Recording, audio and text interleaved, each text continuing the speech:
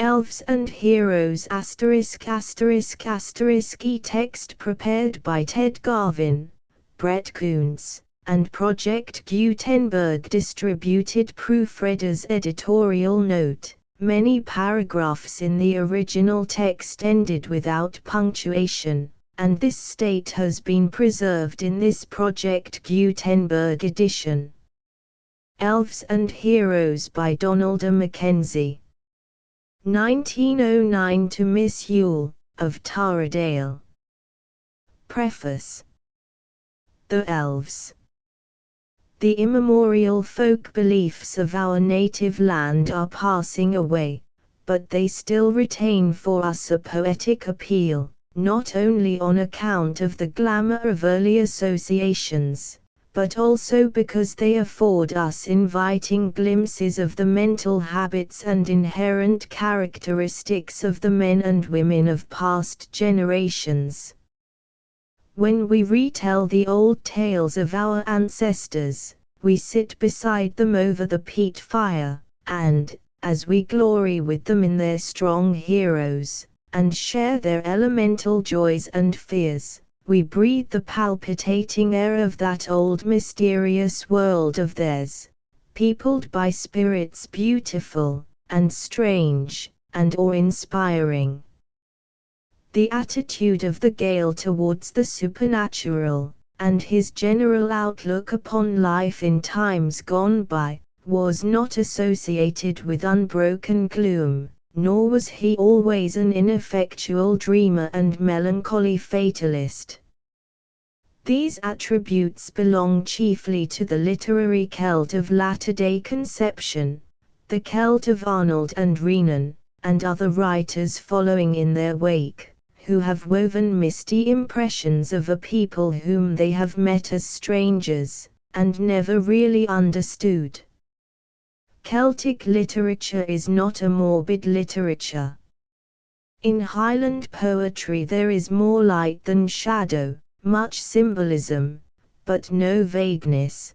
Pictures are presented in minute detail, stanzas are cunningly wrought in a spirit of keen artistry, and the literary style is direct and clear and comprehensible.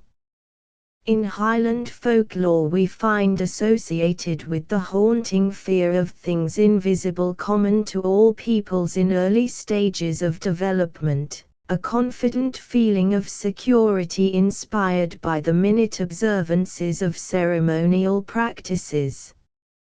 We also note a distinct tendency to discriminate between spirits, some of which are invariably friendly, some merely picturesque, and perhaps fearsome, and others constantly harboring a desire to work evil upon mankind. Associated with belief in the efficacy of propitiatory offerings and ceremonies of riddance is the ethical suggestion that good wishes and good deeds influence spirits to perform acts of kindly intent. Of fairies the Highlanders spoke, as they are still prone to do in these districts where belief in them is not yet extinct, with no small degree of regard and affection. It may be that the good folk and the peace people, Sishian, were so called that good intention might be compelled by the conjuring influence of a name, as well as to avoid giving offense by uttering real names, as if it were desired to exercise a magical influence by their use. Be that as it may, it is evident from Highland folk tales that the fairies were oftener the friends than the foes of mankind. When men and women were lured to their dwellings they rarely suffered injury, indeed, the fairies appeared to have taken pleasure in their company. To such as they favoured they imparted the secrets of their skill in the arts of piping, of sword-making, etc. At sowing time or harvest they were at the service of human friends. On the needy they took pity. They never failed in a promise, they never forgot an act of kindness, which they invariably rewarded sevenfold. Against those who wronged them they took speedy vengeance. It would appear that on these humanized spirits of his conception the Highlander left, as one would expect him to do, the impress of his own character, his shrewdness and high sense of honor, his love of music and gaiety, his warmth of heart and love of comrades, and his indelible hatred of tyranny and wrong. The Highland wee folk are not so diminutive as the fairies of England, at least that type of fairy, beloved of the poet, which hovers belike over flowers and feeds on honeydew. Power they had to shrink in stature and to render themselves invisible, but they are invariably little people from 3 to 4 feet high. It may be that the Gael's conception of humanized spirits may not have been uninfluenced by the traditions of that earlier diminutive race whose arrowheads of flint were so long regarded as elf bolts. The fairies dwelt only in grassy knolls, on the summits of high hills, and inside cliffs. Although capable of living for several centuries, they were not immortal. They required food, and borrowed meal and cooking utensils from human beings, and always returned what they received on loan. They could be heard within the knolls grinding corn and working at their anvils, and they were adepts at spinning and weaving and harvesting. When they went on long journeys they became invisible, and were carried through the air on eddies of western wind. At the seasonal changes of the year, the wee folk were for several days on end inspired, like all other supernatural furies, with enmity against mankind. Their evil influences were negatived by spells and charms. We who still hang on our walls at Christmas the mystic holly, are unconsciously perpetuating an old-world custom connected with belief in the efficacy of the magical circle to protect us against evil spirits. And in our concern about luck, our proneness to believe in omens, the influence of colors and numbers, in dreams and in prophetic warnings, we retain as much of the spirit as the poetry of the religion of our remote ancestors. The heroes. The heroes, with the exception of Cuchulainn, who appear in this volume, figure in the tales and poems of the Ossianic Orphean cycle, which is common to Ireland and to Scotland. They have been neglected by our Scottish poets since Gavin Douglas and Barber. In Ireland the Fianns are a band of militia, the original Fenians. In Scotland the tales vary considerably, and belong to the hunting period before the introduction of agriculture. But in this country, as well as in Ireland, they are evidently influenced by historic happenings. There are tales of Norse conflicts, as well as tales of adventure among giants and spirits. The cycle had evidently remote beginnings. When we find Diomed and Grain, like Paris and Helen, the cause of conflict and disaster, and Diomed, like Achilles, charmed of body, and vulnerable only on his heel spot, we incline to the theory that from a mid-European center migrating waves swept over prehistoric Greece, and left traces of their mythology and folklore in Homer, while other waves sweeping northward, bequeathed to us as a literary inheritance the Celtic folk tales, in which the deeds and magical attributes of remote tribal heroes and humanized deities are commingled and perpetuated. On fragments of these folk tales the poet Macpherson reared his Ossianic epic, in imitation of the Iliad and Paradise Lost. The Death of Cuchulainn is a rendering in verse of an Irish prose translation of a fragment of the Cuchulainn cycle, which moves in the Bronze Age period. Cuchulainn, with the light of heroes on his forehead, is also reminiscent of Achilles. One of the few Cuchulainn tales found in Scotland is that which relates his conflict with his son, and bears a striking similarity to the legend of Sohrab and Rustum.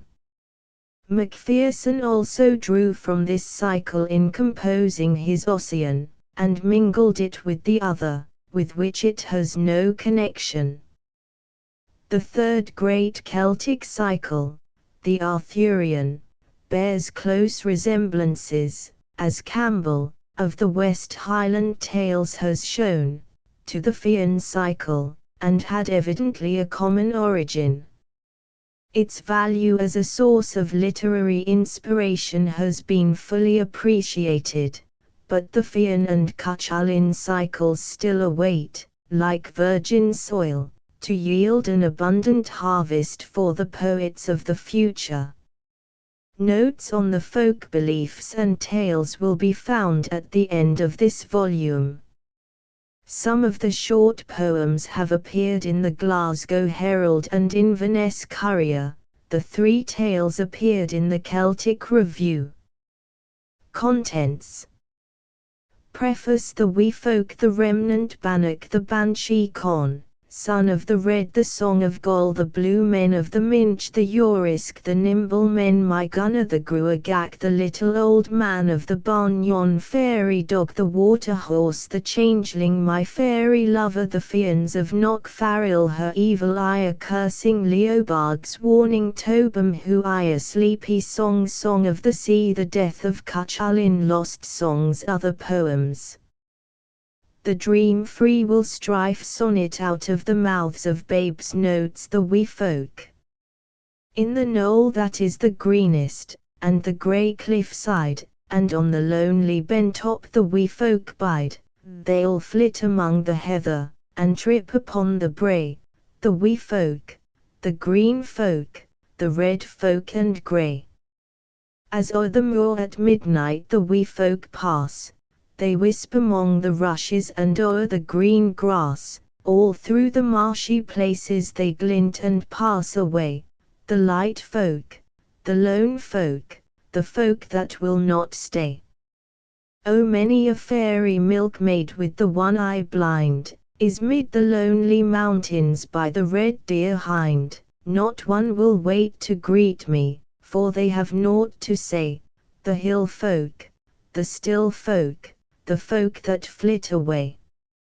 When the golden moon is glinting in the deep, dim wood, there's a fairy piper playing to the elfin brood, they dance and shout and turn about, and laugh and swing and sway, the droll folk, the knoll folk, the folk that dance alway.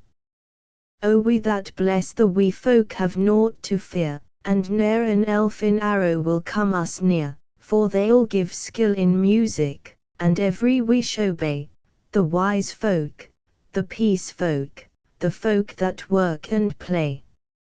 They'll hasten here at harvest, they will shear and bind, they'll come with elfin music on a western wind, all night they'll sit among the sheaves, or herd the kine that stray, the quick folk, the fine folk, the folk that ask no pay.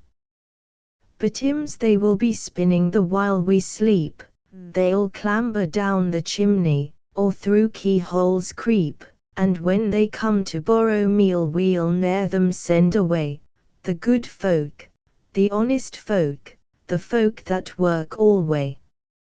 O never wrong the wee folk, the red folk and green, nor name them on the Fridays, or at Halloween, the helpless and unwary then and bairns they'll lure away, the fierce folk, the angry folk, the folk that steal and slay. Bannock Valley. The remnant bannock. Oh, the good wife will be singing when her meal is all but done. Now all my bannocks have I baked, I've baked them all but one, and I'll dust the board to bake it, I'll bake it with a spell. Oh, it's Finlay's little bannock for going to the well. The bannock on the brander smells sweet for your desire. Oh, my crisp ones I will count not on two sides of the fire, and not a fowl has fallen some evil to foretell. Oh, it's Finlay's little bannock for going to the well. The bread would not be lasting, 'twould crumble in your hand, when fairies would be coming here to turn the meal to sand. But what will keep them dancing in their own green dell? Oh, it's Finlay's little bannock for going to the well. Now, not a fairy finger will do my baking harm, the little bannock with the hole, oh, it will be the charm. I need it, twixt my palms, and all the bairns I tell, oh, it's Finlay's little bannock for going to the well. The banshee. Knee-deep she waded in the pool, the banshee robed in green, she sang yon song the whole night long, and washed the linen clean, the linen that would wrap the dead she beetled on a stone, she stood with dripping hands, blood red, low singing all alone, his linen robes are pure and white, for Fergus Moore must die tonight. 'Twas Fergus Moore rode o'er the hill, come back from foreign wars, his horse's feet were clattering sweet below the pitiless stars, and in his heart he would repeat, oh, never again I'll roam, all weary is the going forth, but sweet the coming home. His linen robes are pure and white, for Fergus Moore must die tonight. He saw the blaze upon his hearth come gleaming down the glen, for he was fain for home again, and rode before his men. 'Tis many a weary day he'd sigh, since I would leave her side. I'll never more leave Scotland's shore and yon, my dark-eyed bride. His linen robes are pure and white, for Fergus Moore must die tonight. So dreaming of her tender love, soft tears his eyes would blind, when up there crept and swiftly leapt a man who stabbed behind. 'Tis you, he cried, who stole my bride, this night shall be your last. When Fergus fell, the warm, red tide of life came ebbing fast. His linen robes are pure and white, for Fergus Moore must die tonight. Con, son of the Red. The Fians sojourned by the shore of comely Cromarty, and o'er the wooded hill pursued the chase with ardour. 'Twas a full moon's space ere Beltane, won, rites would be begun with homage to the rising sun, ere to the spirits of the dead would sacrificial blood be shed in yon green grove of Navity, too, when Con came over the eastern sea, his heart aflame with vengeful ire, to seek for Goll, who slew his sire when he was 7 years old. Finn saw in dreams, ere yet he came, with all the Red One's son, so fierce and bold, in combat with his hero old, the king like Goll of valorous might, a stormy billow in the fight no foe could dare withstand. He knew the strange ship bore brave Con, and blew clear on his horn the warning call, and round him thronged the Fians all with wondering gaze. The sun drew nigh the balefires of the western sky, and faggot clouds with blood-red glare, caught flame, and in the radiant air lone Wyvis like a jewel shone. The Fians, as they stared at Con, were stooping on the high lookout. They watched the ship that tacked about, now slant across the firth, and now laid bare below the cliff's broad brow, and heaving on a billowy steep, like to a monster of the deep that wallowed, laboring in pain, and Con stared back with cold disdain. Pondering, he sat alone behind the broad sail, swallowing the wind, as over the hollowing waves that leapt and snarled with foaming lips, and swept around the bows in querulous fray, and tossed in curves of drenching spray. The belching ship with ardour drove, then like a lordly elk that strove amid the hounds and, charging, rent the pack asunder as it went. It bore round and in beauty sprang. The sea wind through the cordage sang with high and wintry merriment that stirred the heart of Con. Intent on vengeance, and for battle keen, so hard, so steadfast, and serene. Then Ossian, sweet of speech, spake low, with musing eyes upon the foe, "Is Con more noble than the Red, whom Goll in battle vanquished?"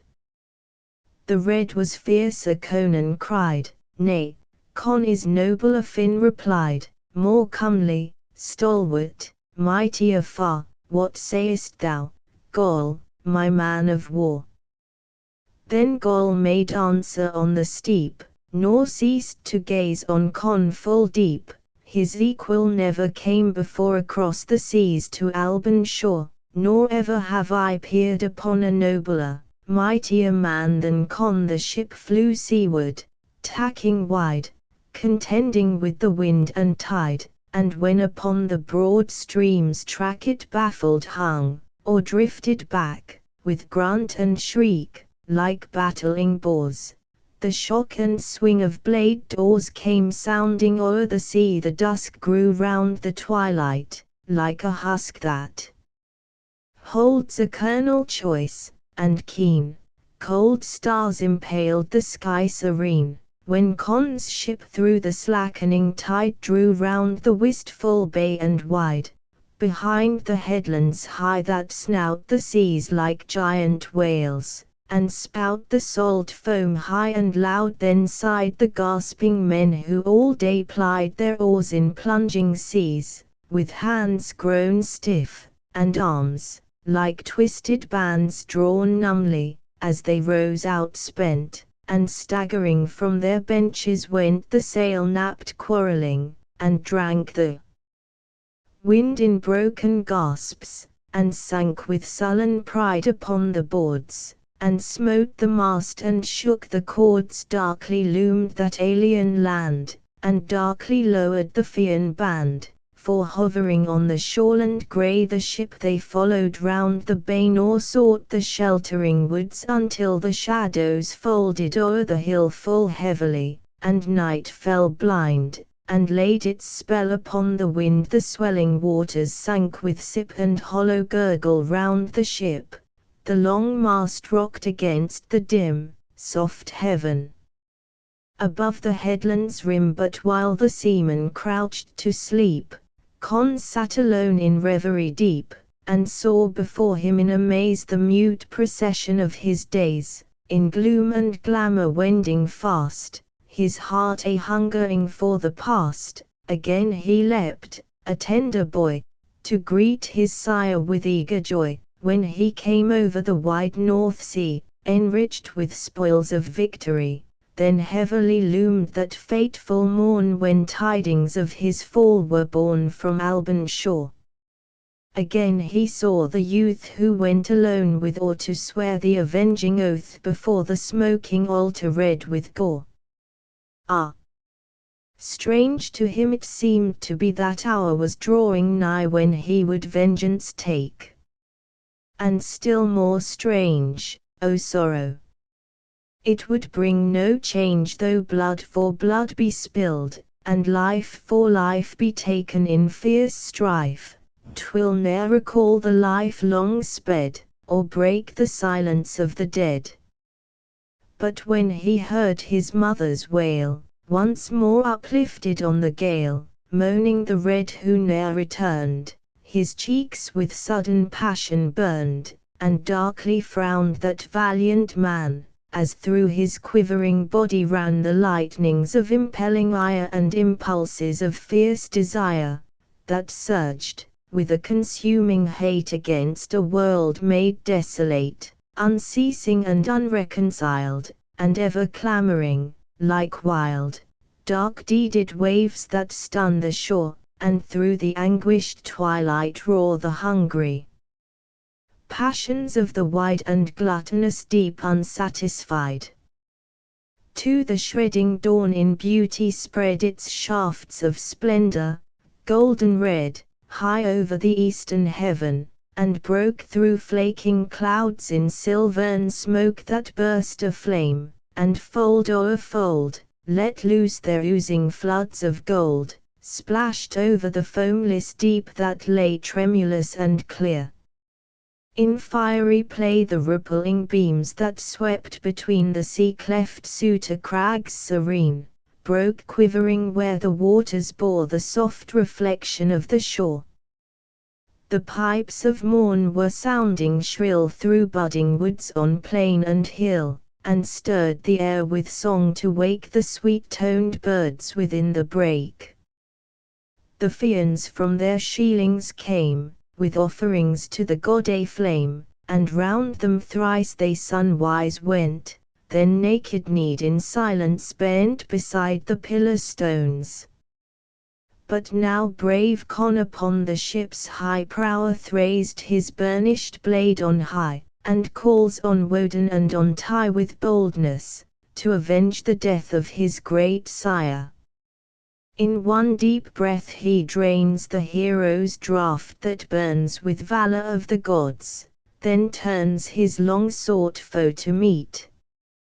Great Con sweeps, stooping in a boat, alone, shoreward, with rapid blades and bright, that shower the foam rain pearly white, and rip the waters, bending lithe, in hollowing swirls that hiss and writhe like adders, ere they dart away bright spotted with the flakes of spray.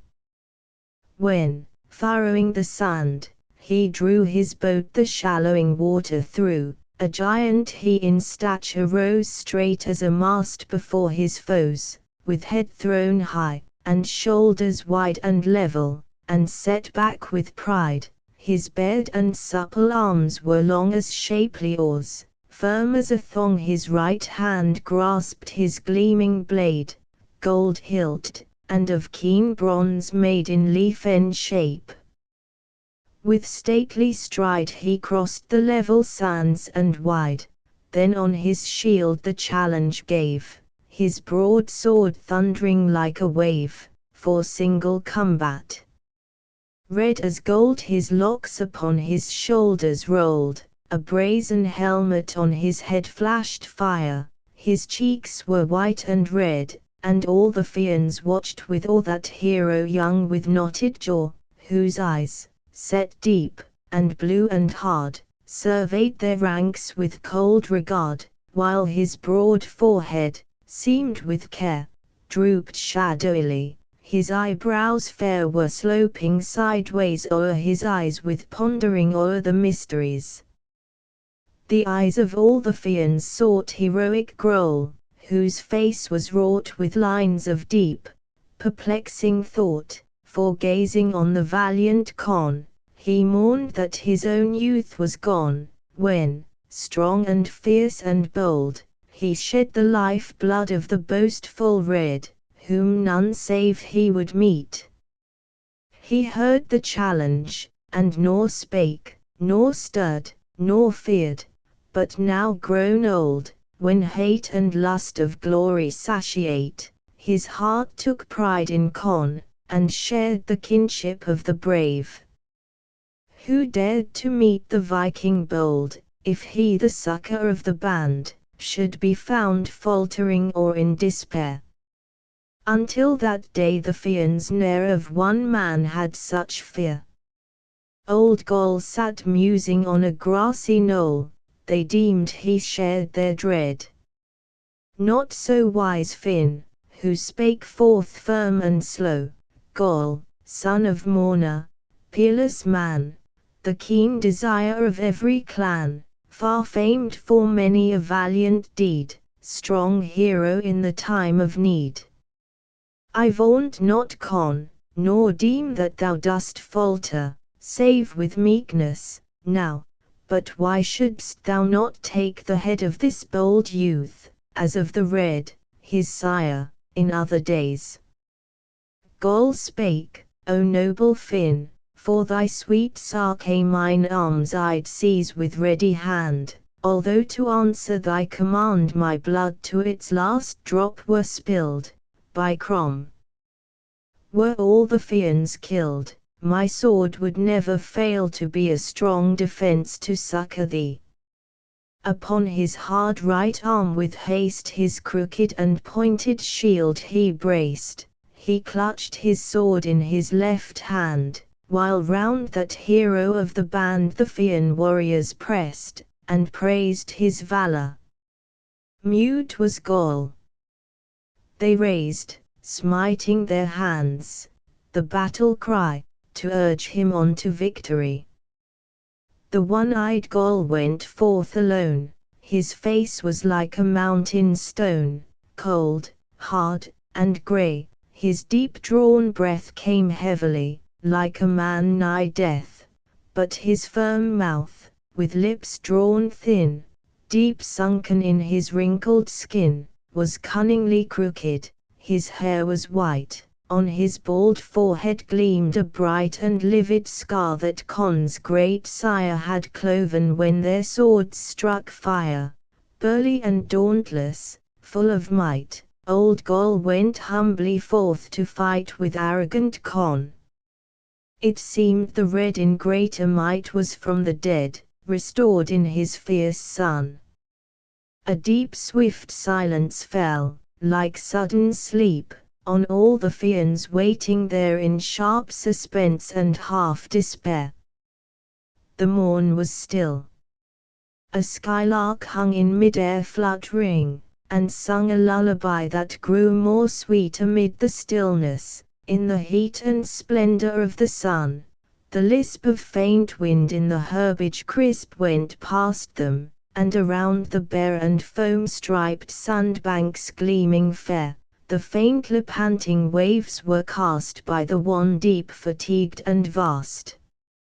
O great was Con in that dread hour, and all the Fians feared his power, and watched, as in a darksome dream, the warriors meet. They saw the gleam of swift, uplifted swords, and then a breathless moment came, as when the lithe and living lightning's flash makes pause, until the thunder's crashes splintered through the air.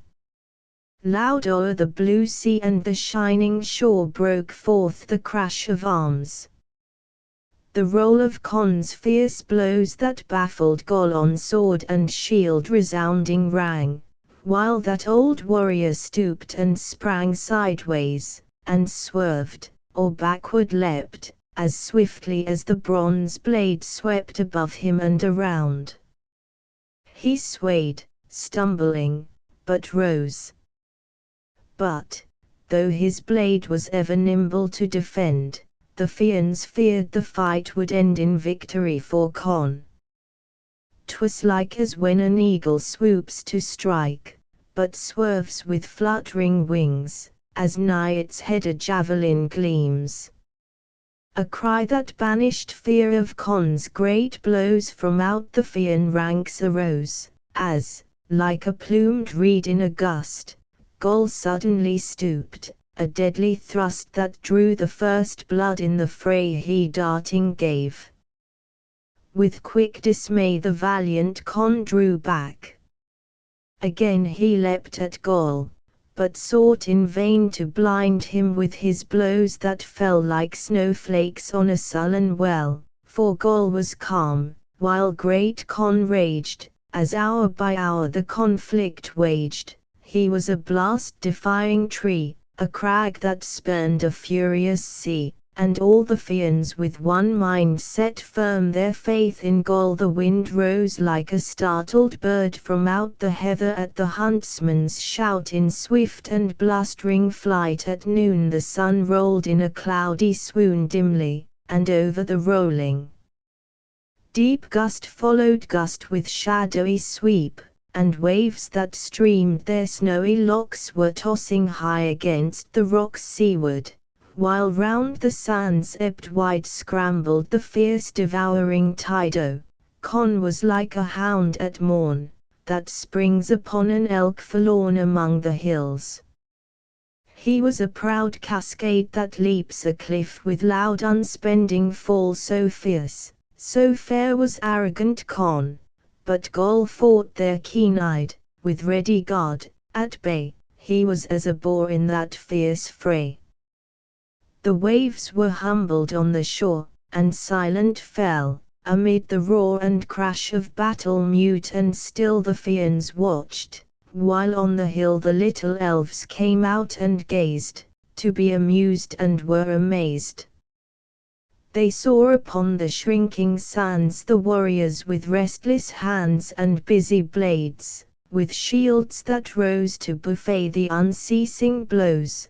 They saw before the rising flood the flash of fire, the flash of blood, and watched the men with panting breath, striving to be the slaves of death, now darting wide, now swerving round, now clashed together in a bound, with splitting swords that smote so fast, as hour by hour unheeded passed.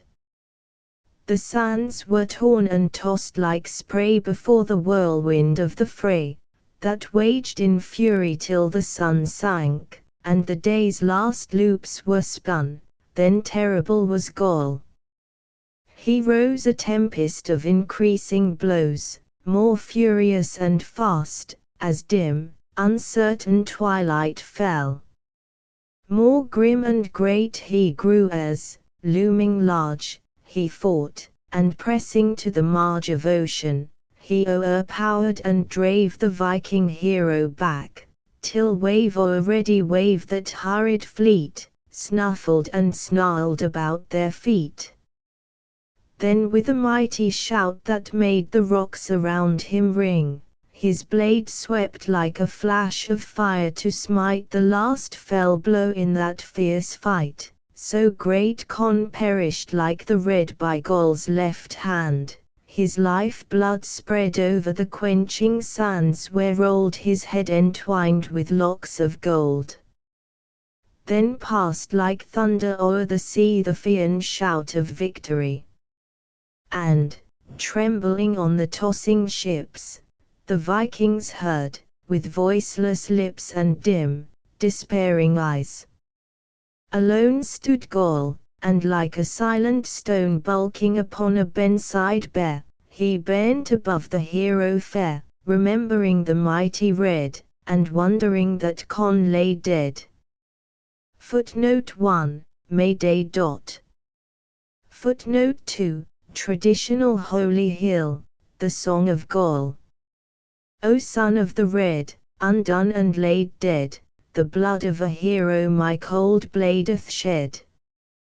Who fought me today? Who sought me to slay? The son of yon high king I slew in the fray. O blade that yon brave low laid in the grave, ye gladdened the Fians but grief to Conn gave. Stone-hearted and strong, lone-hearted with long, dark brooding, he sought to avenge his deep wrong. Fair son of the red, care none thou art dead, old Goll of clan mourner will mourn thou hast bled. O where shall be found to share with thee round the halls of Valhalla thy glory renowned? O true as the blade that slew thee, and made my fear and thine anger forever to fade, ah! When upon earth again will have birth a son of such honor and bravery and worth. Above thee in splendor a love that could render brave service, burned star-like and constant and tender. With fearing my name, with hearing my fame, O none would dare combat with Gaul till Con came. O great was thine ire, the fate of thy sire, awaiting thy coming, consumed thee like fire. O son of the red, undone and laid dead, the blood of a hero my cold blade doth shed. The blue men of the Minch. When the tide is at the turning and the wind is fast asleep, and not a wave is curling on the wide, blue deep, oh the waters will be churning on the stream that never smiles, where the blue men are splashing round the charmed isles. As the summer wind goes droning o'er the sun-bright seas, and the Minch is all a-dazzle to the Hebrides, they will skim along like salmon, you can see their shoulders gleam, and the flashing of their fingers in the blue men's stream. But when the blast is raving and the wild tide races, the blue men air breast high with foam grey faces, they'll plunge along with fury while they sweep the spray behind, oh, they'll bellow o'er the billows and wail upon the wind.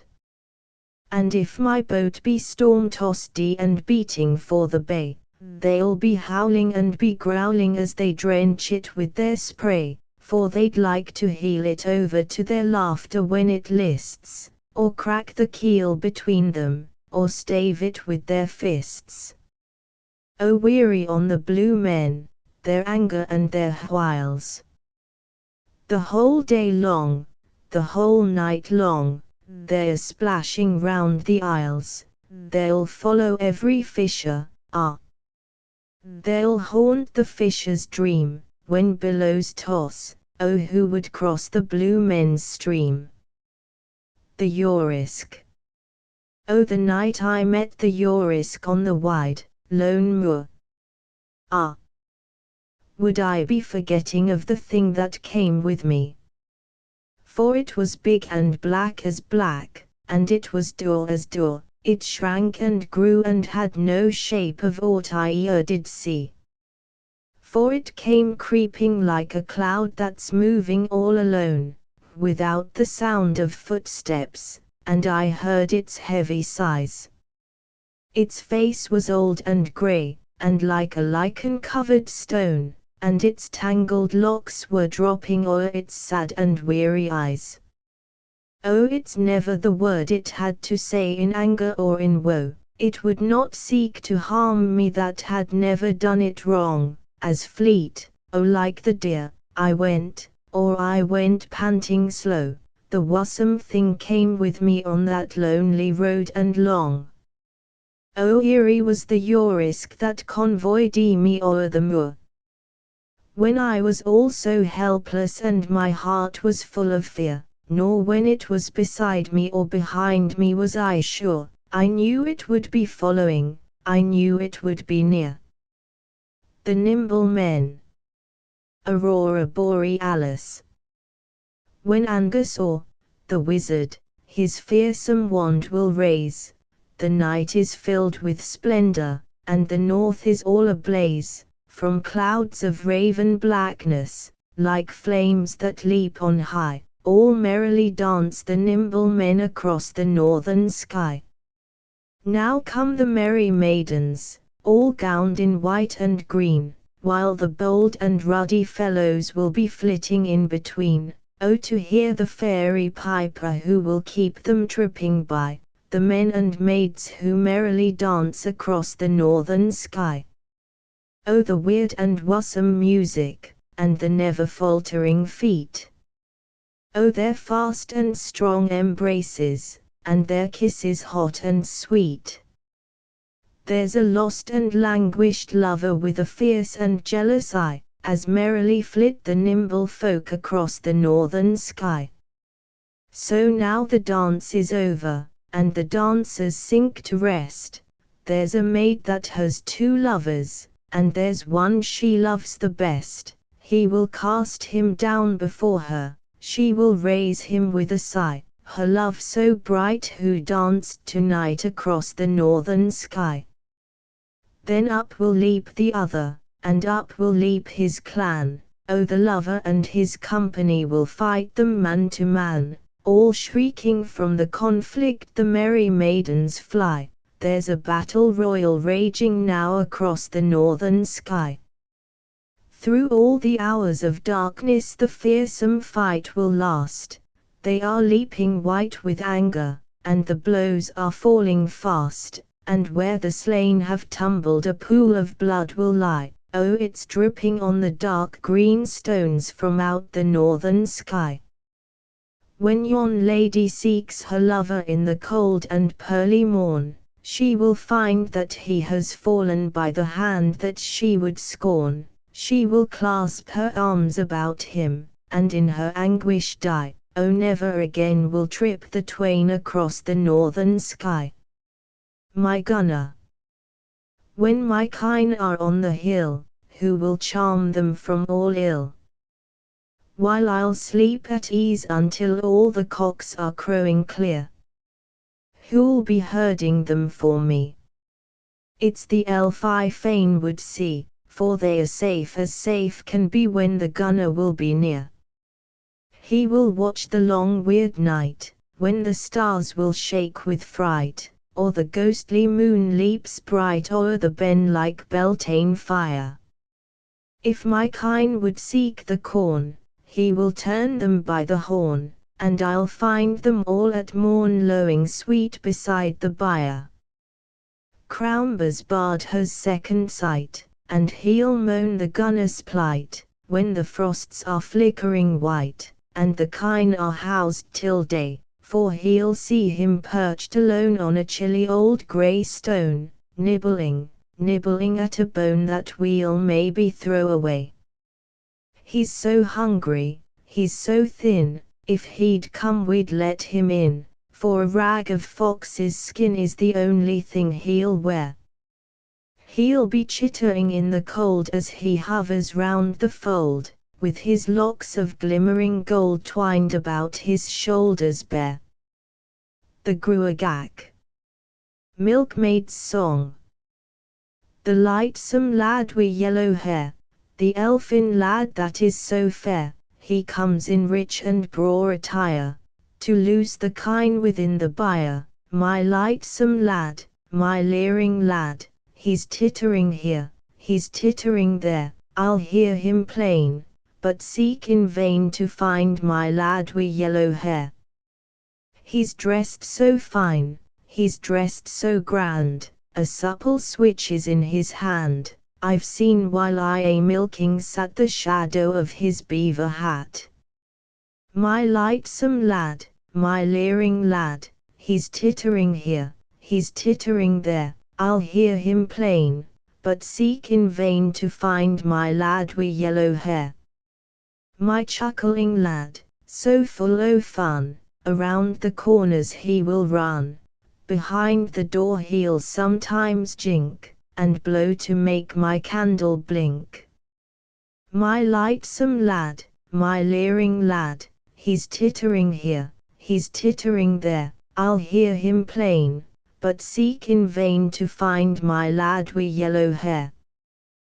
The elfin lad that is so braw, he'll sometimes hide among the straw, he's sometimes leering from the loft, he's tittering low and tripping soft. My lightsome lad, my leering lad, he's tittering here, he's tittering there, I'll hear him plain, but seek in vain to find my lad wi' yellow hair. And every time I'll milk the kine he'll have his share, the luck be mine. I'll pour it in yon hollowed stone, he'll sup it when he's all alone. My lightsome lad, my leering lad, he's tittering here, he's tittering there, I'll hear him plain, but seek in vain to find my lad wi' yellow hair. Oh me! If I'd his milk forget, nor cream, nor butter I would get, ye needna tell, I ken full well, on all my kine he'd cast his spell. My lightsome lad, my leering lad, he's tittering here, he's tittering there, I'll hear him plain, but seek in vain to find my lad wi' yellow hair. On nights when I would rest at ease, the merry lad begins to tease. He'll loose the kine to take me out, and titter while I move about. My lightsome lad, my leering lad, he's tittering here, he's tittering there, I'll hear him plain, but seek in vain to find my lad wi' yellow hair. The little old man of the barn. When all the big lads will be hunting the deer, and no one for helping old Callum comes near, oh, who will be busy at threshing his corn? Who will come in the night and be going at morn? The little old man of the barn, yon little old man, a bodach forlorn will be threshing his corn, the little old man of the barn. When the peat will turn grey and the shadows fall deep, and weary old Callum is snoring asleep, when yon plant by the door will keep fairies away, and the horseshoe sets witches a-wandering till day. The little old man of the barn, yon little old man, will thresh with no light in the mouth of the night, the little old man of the barn. For the bodach is strong though his hair is so grey, he will never be weary when he goes away. The bodach is wise, he's so wise, he's so dear, when the lads are all gone, he will ever be near. The little old man of the barn, yon little old man, so tight and so braw he will bundle the straw, the little old man of the barn. Yon fairy dog. 'Twas bold Mac Codrum of the Seals, whose heart would never fail, would hear yon fairy bandog fierce come howling down the gale. The pattering of the paws would sound like horses' hoofs on frozen ground, while o'er its back and curling round uprose its fearsome tail. 'Twas bold Mac Codrum of the Seals, yon man that hath no fears, beheld the dog with dark green back that bends not when it rears. Its sides were blacker than the night, but underneath the hair was white. Its paws were yellow, its eyes were bright, and blood red were its ears. 'Twas bold Mac Codrum of the Seals, the man who naught will dread, would wait it, stooping with his spear, as nigh to him it sped. The big black head it turned and tossed. I'll strike, cried he, ere I'll be lost, for every living thing that crossed its path would tumble dead. 'Twas bold Mac Codrum of the Seals, the man who ne'er took fright, would watch it bounding from the hills and o'er the moors in flight. When it would leave the Uist shore, across the Minch he heard it roar. Like yon black cloud it bounded o'er the Coolin hills that night.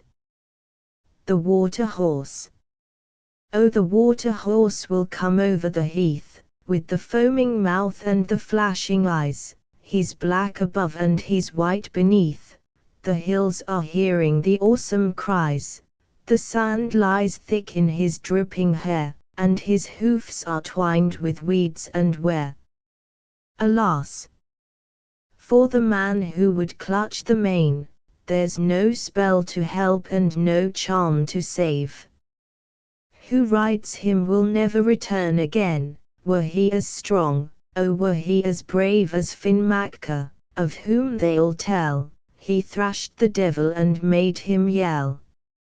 He'll gallop so fierce, he'll gallop so fast, so high he'll rear, and so swift he'll bound. Like the lightning flash he'll go prancing past, like the thunder roll will his hoofs resound, and the man perchance who sees and hears, he would blind his eyes, he would close his ears.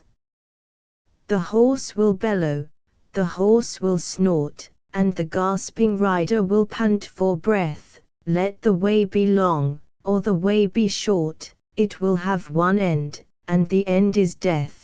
In yon black loch, from off the shore, the horse will splash, and be seen no more. The changeling. By night they came and from my bed they stole my babe, and left behind a thing I hate, a thing I dread, a changeling who is old and blind. He's moaning all the night and day for those who took my babe away. My little babe was sweet and fair, he crooned to sleep upon my breast, but oh the burden I must bear. This drinks all day and will not rest. My little babe had hair so light, and his is growing dark as night. Yon evil day when I would leave my little babe the stuck behind, the fairies coming home at eve upon an eddy of the wind, would cast their eyes with envy deep upon my heart's love in his sleep. What holy woman will ye find to weave a spell and work a charm? A holy woman, pure and kind, who'll keep my little babe from harm, who'll make the evil changeling flee, and bring my sweet one back to me. My fairy lover. My fairy lover, my fairy lover, my fair, my rare one, come back to me. All night I'm sighing, for thee I'm crying, I would be dying, my love, for thee. Thine eyes were glowing like bluebells blowing, with dewdrops twinkling their silvery fires. Thine heart was panting with love enchanting, for mine was granting its fond desires. My fairy lover, my fairy lover, my fair, my rare one, come back to me. All night I'm sighing, for thee I'm crying, I would be dying, my love, for thee. Thy brow had brightness and lily whiteness, thy cheeks were clear as yon crimson sea, like broom buds gleaming, thy locks were streaming, as I lay dreaming, my love, of thee. My fairy lover, my fairy lover, my fair, my rare one, come back to me. All night I'm sighing, for thee I'm crying, I would be dying, my love, for thee. Thy lips that often with love would soften, they beamed like blooms for the honeybee, thy voice came ringing like some bird singing when thou wert bringing thy gifts to me. My fairy lover, my fairy lover, my fair, my rare one, come back to me. All night I'm sighing, for thee I'm crying, I would be dying, my love, for thee. O thou art forgetting the hours we met in the vale of tears at the eventide, or thou come near me to love and cheer me, and whisper clearly, O be my bride. My fairy lover, my fairy lover, my fair, my rare one, come back to me. All night I'm sighing, for thee I'm crying, I would be dying, my love, for thee. What spell can bind thee? I searched to find thee around the knoll that thy home would be, where thou didst hover, my fairy lover, the clods will cover and comfort me. My fairy lover, my fairy lover, my fair, my rare one, come back to me. All night I'm sighing, on thee I'm crying, I would be dying, my love, for thee. The Fians of Knockfarrel. A Rossshire legend. On steep Knockfarrel had the Fians made, for safe retreat, a high and strong stockade around their dwellings. And when winter fell and o'er Strathpeffer laid its barren spell, when days were bleak with storm, and nights were drear and dark and lonesome, well they loved to hear the songs of Ossian, peerless and sublime, their blind, grey bard, grown old before his time, lamenting for his son, the young, the brave Oscar, who fell beside the western wave in Gavra's bloody and unequal fight. Round Ossian would they gather in the night, beseeching him for song. And when he took his clasac, from the magic strings he shook a maze of trembling music, falling sweet as mossy waters in the summer heat, and soft as fainting moor winds when they leave the fume of myrtle, on a dewy eve, bound flushed and teeming tarns that all night hear low elfin pipings in the woodlands near. 'Twas thus he sang of love, and in a dream the fair maids sighed to hear. But when his theme was the long chase that Finn and all his men followed with lightsome heart from glen to glen, his song was free as morn, and clear and loud as skylarks carolling below a cloud in sweet June weather. And they heard the fall of mountain streams, the huntsman's windy call across the heaving hills, the baying hound among the rocks, while echoes answered round. They heard, and shared the gladness of the chase. He sang the glories of the Fian race, whose fame is flashed through Alba far and wide, their valorous deeds he sang with joy and pride. When their dark foemen from the west came o'er the rugged hills, and when on Croumba's shore the Viking hordes descending, fought and fled, and when brave Con, who would avenge the Red, by one-eyed Gaul was slain. Of Finn he sang, and Dermaid, while the clash of conflict rang in billowy music through the heroes' hall, and many a Fian gave the battle call when Ossian sang. Haggard and old, with slow and faltering steps, went winter through the snow, as if its dreary round would ne'er be done, the last long winter of their days, begun ere yet the latest flush of falling leaves had faded in the breath of chilling eves, nor ended in the days of longer light, when dawn and eve encroached upon the night. A weary time it was. The long strath lay snow-wreathed and pathless, and from day to day the tempests raved across the lowering skies, and they grew weak and pale, with hollow eyes, the while their stores shrank low, waiting the dawn of that sweet season when through woodlands wan fresh flowers flutter and the wild birds sing, for winter on the forelock of the spring its icy fingers laid. The huntsmen pined in their dim dwellings, wearily confined, while the loud, hungry tempest held its sway. The red-eyed wolves grew bold and came by day, and birds fell frozen in the snow. Then through the trackless strath a balmy south wind blew to usher lusty spring. Lo! In a night the snows 'gan shrinking upon plain and height, and morning broke in brightness to the sound of falling waters, while a peace profound possessed the world around them, and the blue-barred heaven above. Then all the Fians knew that winter's spell was broken, and each one made glad obeisance to the golden sun. 3 days around Knockfarrel they pursued the chase across the hills and through the wood, round Ussy Loch and Dingwall's soundless shore, but meagre were the burdens that they bore at even to their dwellings. To the west but sorrow not, said Finn, when all dismayed they hastened on a drear and bootless quest, with weary steps they turned to their stockade. Tomorrow will we hunt towards the east to high Dunskith, and then make gladsome feast by night when we return. Or ever morn had broken, Finn arose, and on his horn blew loud the huntsman's blast that round the ben was echoed o'er and o'er. Then all his men gathered about him in the dusk, nor knew what dim forebodings filled his heart and drew his brows in furrowed care.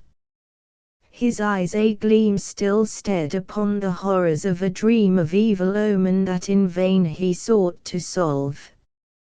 His voice came faint from battling thought, as he to Gary spake, "Be thou the ward-strong son of Morna, who, like thee, can guard our women from all peril.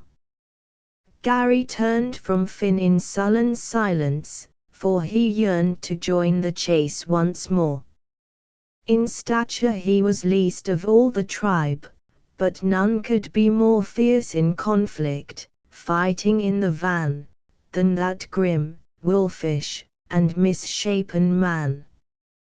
Then Finn to Cowhild spake, and gave command to hasten forth before the Fian band. The king of scouts was he.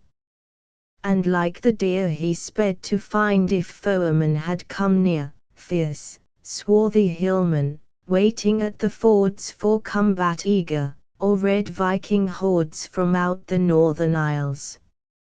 In Alba wide no runner could keep pace by Cowhild's side, and ere the Fians, following in his path, had wended from the deep and dusky strath, he swept o'er Clyne, and heard the awesome owls that hoot afar and near in woody foulies, and he had reached the slopes of fair Roskeen ere Finn by Firish came. The dawn broke green, for the high huntsman of the morn had flung his mantle o'er his back, stooping, he strung his silver bow, then rising, bright and bold, he shot a burning arrow of pure gold that rent the heart of night. As far behind the Fians followed, Cowhild, like the wind, sped on, yon son of Ronan, o'er the wide and marshy moor, and thwart the mountain side, by Delny's shore far ebbed, and wan, and brown, and through the woods of beautiful Nagaun. The roaring streams he vaulted on his spear, and foaming torrents leapt, as he drew near the sandy slopes of Nig. He climbed and ran till high above Dunskith he stood to scan the outer ocean for the Viking ships, peering below his hand, with panting lips agape. But wide and empty lay the sea beyond the barrier crags of Cromarty, to the far skyline lying blue and bare, for no red pirate sought as yet to dare the gloomy hazards of the fitful seas, the gusty terrors, and the treacheries of fickle April and its changing skies. And while he scanned the waves with curious eyes, the sea wind in his nostrils, who had spent a long, bleak winter in Knockfarrell pent over the snow-wreathed strath and buried wood, a sense of freedom tingled in his blood, the large life of the ocean, heaving wide, his heart possessed with gladness and with pride, and he rejoiced to be alive. Once more he heard the drenching waves on that rough shore raking the shingles, and the sea-worn rocks sucking the brine through bed and lapping locks of bright, brown tangle, while the shelving ledges poured back the swirling waters o'er their edges, and billows breaking on a precipice in spouts of spray, fell spreading like a fleece. Sullen and sunken lay the reef, with sleek and foaming lips, before the flooded creek deep branched with arrowy weed, its green expanse wind-wrinkled and translucent. A bright trance of sun-flung splendor lay athwart the wide blue ocean swept with loops of silvern tide heavily heaving in a long, slow swell. A lonely fisher in his coracle came round a headland, lifted on a wave that bore him through the shallows to his cave, nor other being he saw. The birds that flew clamorous about the cliffs, and diving drew their prey from bounteous waters, on him cast cold, beady eyes of wonder, wheeling past and sliding down the wind. To the warm sun shone on blind, grey Ossian musing all alone upon a knoll before the high stockade, when Oscar's son came nigh. His hand he laid on the boy's curls, and then his fingers strayed over the face and round the tender chin. "Be thou as brave as Oscar, wise as Finn," said Ossian, with a sigh. "Nay, I would be a bard, the boy made answer, like to thee. Alas! My son, the gentle Ossian said, my song was born in sorrow for the dead. O may such grief as Ossian's ne'er be thine, if thou wouldst sing, may thou below the pine murmuring, thy dreams conceive, and happy be, nor hear but sorrow in the breaking sea and death sighs in the gale. Alas! My song that rose in sorrow must survive in wrong, my life is spent and vain, a day of thine were better than a long, dark year of mine. But come, my son, so lead me by the hand, to hear the sweetest harper in the land, the wild, free wind of spring, all o'er the hills and under, let us go, by tuneful rills we'll wander, and my heart shall sweetened be with echoes of the moorland melody, my classic wilt thou bear. And so went they together from Knockfarrel. Long they lay within the woods of Brahan, and by the shore of silvery Conan wended, crossing o'er the ford at Achilty, where Ossian told the tale of Finn, who there had slain the bold black Archy in his youth. And ere the tale was ended, they had crossed to Taradale, where dwelt a daughter of an ancient race deep learned in lore, and with the gift to trace the thread of life in the dark web of fate. And she to Ossian cried, thou comest late, too late, alas! This day of all dark days, Knockfarrel is before me all ablaze, a fearsome vision flaming to mine eyes, O beating heart that bleeds! I hear the cries of those that perish in yon high stockade, O many a tender lad, and lonesome maid, sweet wife and sleeping babe, and hero old, O Ossian couldst thou see, O child, behold yon ruddy, closing clouds, so falls the fate of all the tribe. Alas! Thou comest late.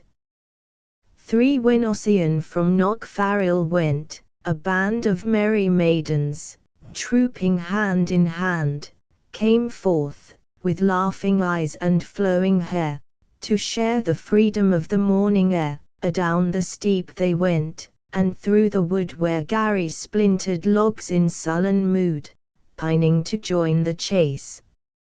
His wrath he wrought upon the trees that mourn, as if he fought against 100 foemen from the west, till he grew weary, and was fain to rest. The maids were wont to shower upon his head their merry taunts, and oft from them he fled, for of their quips and jests he had more fear than e'er he felt before a foeman's spear, and so he chose to be alone. The air was heavily laden with the odor rare of deep, wind-shaken fir trees, breathing sweet, as through the wood, the maids, with silent feet, went treading needled sward, in light and shade, now bright, now dim, like flowers that gleam and fade, and ever bloom and ever pass away. Upon a fairy hillock Gary lay in sunshine fast asleep, his head was bare, and the wind rippling through his golden hair laid out the 7 locks that were his pride, which one by one the maids securely tied to tether pins, while Gary, breathing deep, moaned low, and moved about in troubled sleep. Then to a thicket all the maidens crept, and raised the call of warning. Gary leapt from dreams that boded ill, with sudden fear that a fierce band of foemen had come near. The 7 fetters of his golden hair he wrenched off as he leapt, and so laid bare a shredded scalp of ruddy wounds that bled with bitter agony. The maidens fled with laughter through the wood, and climbed the path of steep Knockfarrel. Fierce was Gary's wrath when he perceived who wronged him. With a shriek that raised the eagles from the mountain peak, he shook his spear, and ran with stumbling feet, and sought for vengeance, speedy and complete. The lust of blood possessed him, and he swore to slay them. But they shut the oaken door ere he had reached that high and strong stockade, from whence, alas, nor wife, nor child, nor maid came forth again. For soft-couched he upon a bank lay cowled on the cliff top, while he drank the sweetness of the morning air, that brought a spell of dreamful ease and pleasant thought, with memories from the deeps of other years when Dermaid, unforgotten by his peers, and Oscar, fair and young, went forth with mirth a-hunting o'er the hills around the firth on such an April morn. He leapt to hear the Fians shouting from a woodland near their hunting call. Then swift he sped a pace, with bounding heart, to join the gladsome chase. Stooping he ran, with poised, uplifted spear, as through the woods approached the nimble deer that swerved, beholding him. With startled toss of antlers, down the slope it fled, to cross the open vale before him. To the west the Fians, merging from the woodland, pressed to head it shoreward. All the fierce hounds bayed with hungry ardor, and the deer, dismayed, with foaming nostrils leapt, and strove to flee towards the deep, dark woods of Calrossie. But Cowlt, fresh from resting, was more fleet than deer or dogs, and sped with naked feet, until upon a loose and sandy bank, plunging his spear into the smoking flank, its flight he stayed. He stabbed it as it sank, the life-blood spurting, and he saw it die or ever dog or huntsman had come nigh. Then eager feast they made, and after long and frequent fast of winter, they grew strong as they had been of old. And of their fare the lean and scrambling hounds had ready share. Nor overfed they in their merry mood, but set to hunt again, and through the wood scattered with eager pace, ere yet the sun had climbed to highest noon, for lo! Each one had memory of the famished cheeks and white of those who waited their return by night, in steep Knockfarrel's desolate stockade. O many a beauteous and betrothed maid, and mothers nursing babes, and warriors lying in winter fever's spell, the old men dying, and slim, fair lads who waited to acclaim, with gladsome shout, the huntsmen when they came with burdens of the chase. So they pursued the hunt till eve was nigh. In Gianni's wood another deer they slew. Cowlt, who stood on a high ridge alone, with eager eyes scanning the prospect wide, in mute surprise saw rising o'er Knockfarrel, a dark cloud of thick and writhing smoke. Then fierce and loud upon his horn he blew the warning blast, from out the woods the Fians hastened fast, lo! When they stared towards the western sky, they saw their winter dwelling blazing high. Then fear possessed them for their own, and grief unutterable. And thus spake their wise chief, to whom came knowledge and the swift, sure thought, alas! Alas! An enemy athwart black vengeance on our kind. In yonder gleam of fearsome flame, the horrors of my dream are now accomplished, all we loved and cherished, and sought, and fought for, in that pyre have perished. White-lipped they heard. Then, wailing loud, they ran, following the nimble Cowlt, man by man, towards Knockfarrel, leaping on their spears o'er marsh and stream. Mackenzie, blind with tears, tumbled or leapt into a swollen flood that swept him to the sea. But no man stood to help or mourn him, for the eve grew dim, and some there were, indeed, who envied him.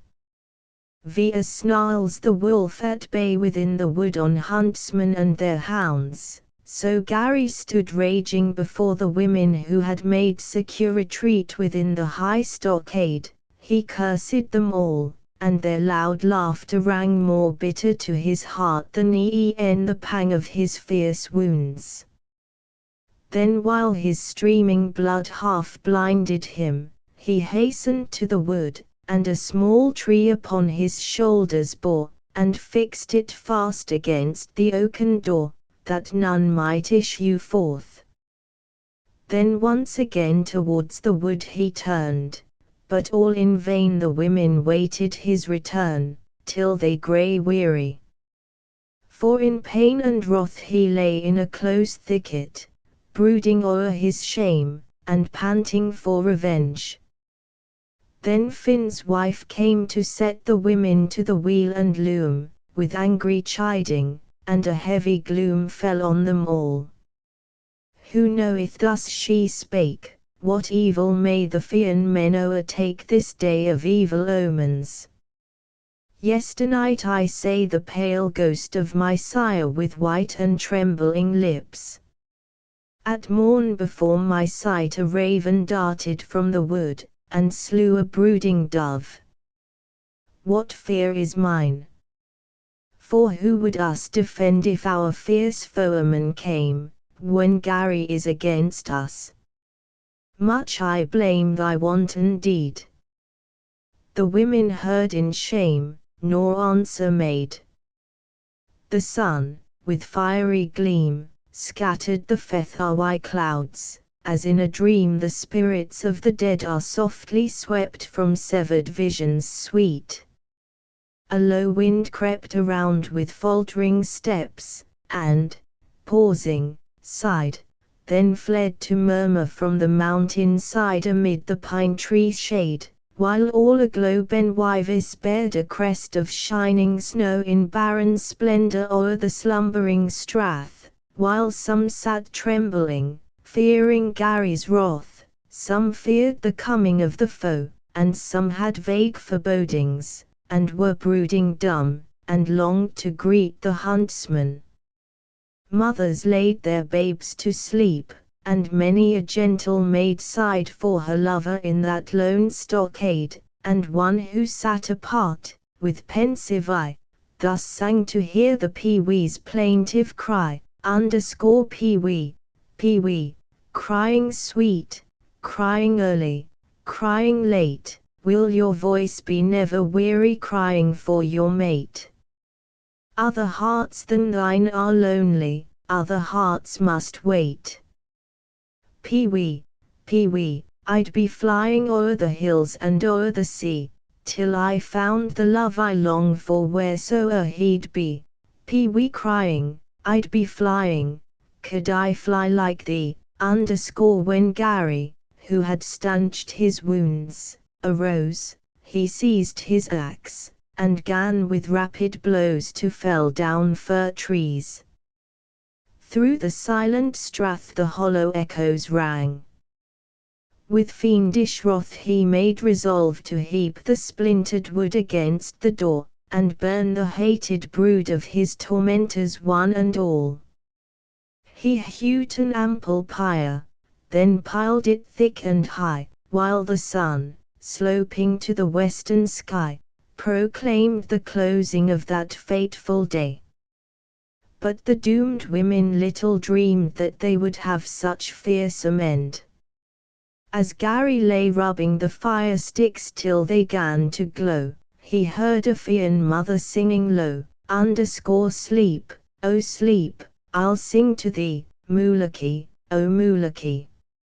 Sleep, oh sleep, like yon grey stone, Moolakee, mine own. Sleep, oh sleep, nor sigh nor fret ye, and the goblins will not get ye, I will shield ye, I will pet ye, Moolakee, mine own. The mother sang, the gentle babe made moan, and Gary heard them with a heart of stone. With fiendish laugh, he saw the leaping flames possess the pyre, he heard the shrieking dames, and maids and children, wailing in the gloom of smothering smoke, ere they had met their doom. Then when the high stockade was blazing red, ere yet their cries were silenced, Gary fled, and westward o'er the shouldering hills he sped. 6 Abroad, faint twilight lingered to unfold the sun's slow dying beams of tangled gold, and the long, billowy hills, in gathering shade, their naked peaks and ebon crags displayed sharp-rimmed against the tender heaven and pale, and misty shadows gathered in the vale, when Cowhilt to Knockfarrell came, and saw amid the dusk, with sorrow and with awe, the ruins of their winter dwelling laid in smouldering ashes, while the high stockade around the rocky wall, like ragged teeth, was crackling. O'er the melting stones beneath, still darting flame, and flickering in the breeze, he sped towards the wood, and through the trees called loud for those who perished. On his fair and gentle spouse he called in his despair. His sweet son, and his sire, whose hair was white as Wyvis snow, he called for in the night. Full loud and long across the strath he cried, the echoes mocked him from the mountain side. Ah! When his last hope faded like the wave of twilight ebbing o'er the hills, he gave his heart to utter grief and deep despair, and the cold stars peered down with pitiless stare, while sank the wind in silence on its flight through the dark hollows of the spacious night, and distant sounds seemed near.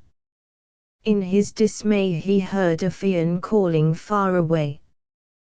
The night bird answered back with dismal cry, like to a wounded man about to die, but Cowhilt's lips were silent. Once again and nearer, came the voice that cried in vain. Then swift steps climbed Knockfarrell's barren steep, and Alvin called, with trembling voice and deep, to Cowhilt, crouching low, with bended head, who liveth? I am here alone, he said. Thus Fian after Fian came to share their bitter grief, in silence and despair.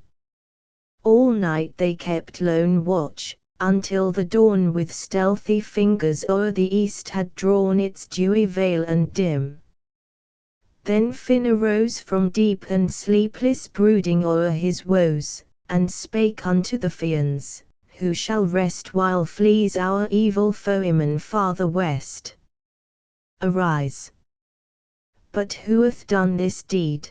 They sighed, and Finn made answer, Gary. Then they cried for vengeance swift and terrible, and leapt to answer Finn's command. A cold wind swept from out the gates of morning, moaning loud, as swift they hastened forth. A ragged shroud of gathering tempest o'er Ben Wyvis cast a sudden gloom, and round it, falling fast, it drifted o'er the darkened slopes and bare, and snowflakes swirled in the chill morning air. Then o'er the sea, the sun leapt large and bright, scattering the storm. And moor and crag lay white, as westward o'er the hills the Fians all in quest of Gary sped. At evenfall they found him on the bald and rocky side of steep Scourvullin. Gary lay to hide within a cave, which, backward o'er the snow, he entered, that his steps might seem to show he had fled eastward by the path he came.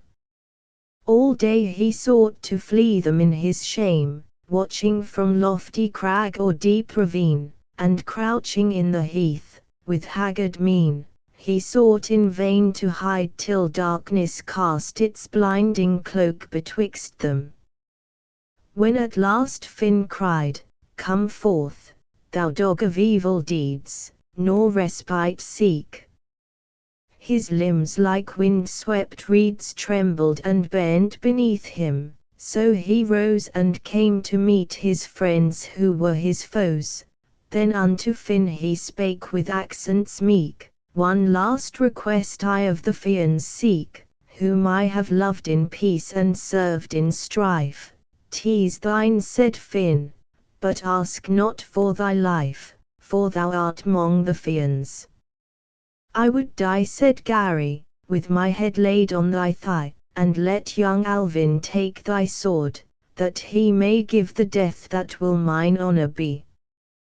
'Twas so he lay to die. But as the blade swept bright, young Alvin, keen for vengeance, swayed, and slipped upon the sward. And his fierce blow that Garry slew, the Fian chief laid low. A grievous wound was gaping on his thigh, and poured his life blood forth. A low, weird cry the great Finn gave, as he fell back and swooned. In vain they strove to stanch the fearsome wound. His life ebbed slowly with the sun's last ray in gathering gloom. And when in death he lay, the glory of the Fians passed away. Her evil eye, O Mary Dew, the weaver's wife, will have the evil eye. The fear will come about my heart when she'll be passing by. She'll have the piercing look to wound the very birds that fly. I would not have her evil wish, I would not have her praise, for like the shadow would her curse me follow all my days. When she my churning will speak well, no butter can I raise. O Mary Dew will have the eye to wound the very dear, ah! Would she scowl upon my bairns when her they would come near? They'll have the red cords round their necks, so they'll have naught to fear. It's Murdo Ban, the luckless man, against her would prevail, and first her eye was on his churn, then on the milking pail. When she would praise the brindled cow, the cow began to ail. The trout that gambol in the pool she'll wound when she goes past, then weariness will come upon the fins that flicked so fast, and one by one the lifeless things will on the stones be cast. O Mary Dew, you gave yon sprain to poor Dunpara's arm, it is myself would have the work undoing of the harm. I'd twist around the 3-ply cord well knotted o'er the charm. Your eye you'd put on yon sweet babe o' Lachlan o' Loch Glass, he'd fill the wooden ladle where the dead and living pass, and with the water, silver charmed, he'd save his little lass. I'll lock my cheese within the chest, my butter I will hide, I'll bar the byre at milking time, although you'll wait outside, you'll maybe go another way, who'll care for you to bide? A cursing so you're coming, ye reivers and rogues, when the men will be fighting afar, oh! All the Macquithens, one, are bold when it's only with women they'll war weasels that creep in the dark, foxes that prowl in the night, rats that are hated and vile, oh hasten you out of my sight. Oh! My cow you would take from my byre, this day will the beggars be brave. You'd be lifting the thatch from the roof if you hadna a roof to your cave. Your chief he's the lord o' the lies, a windbag his wife with a brag. Your clan is the pride o' the thieves, whose meal will you have in your bag? Now, Lars Buig McClan, too, may blush, oh! He'll be the sorrowful man, his fame for the thieving is gone to the reivers and rogues of your clan. You'll spare me so old and so frail, fitter to die than to live. But maybe I'll slay with the tongue and the heart that will never forgive. The curse of the frail will be strong, the curse of the widow be sure, oh the curse of the wronged will avenge. Black, black is the curse of the poor. Ha! Laugh at your ease while you can, laugh. It's the devil's turn next, for after I'm done with you all, oh who will be doleful and vexed. Bare-kneed on the ground will I go, my hair on my shoulders let fall. Now hear me and never forget my curses I'll cast on you all. Little increase to your clan. The down mouth to you and to yours. The blight on your little black cave. The luck o' a Friday on moors. Fire upon land be your lot.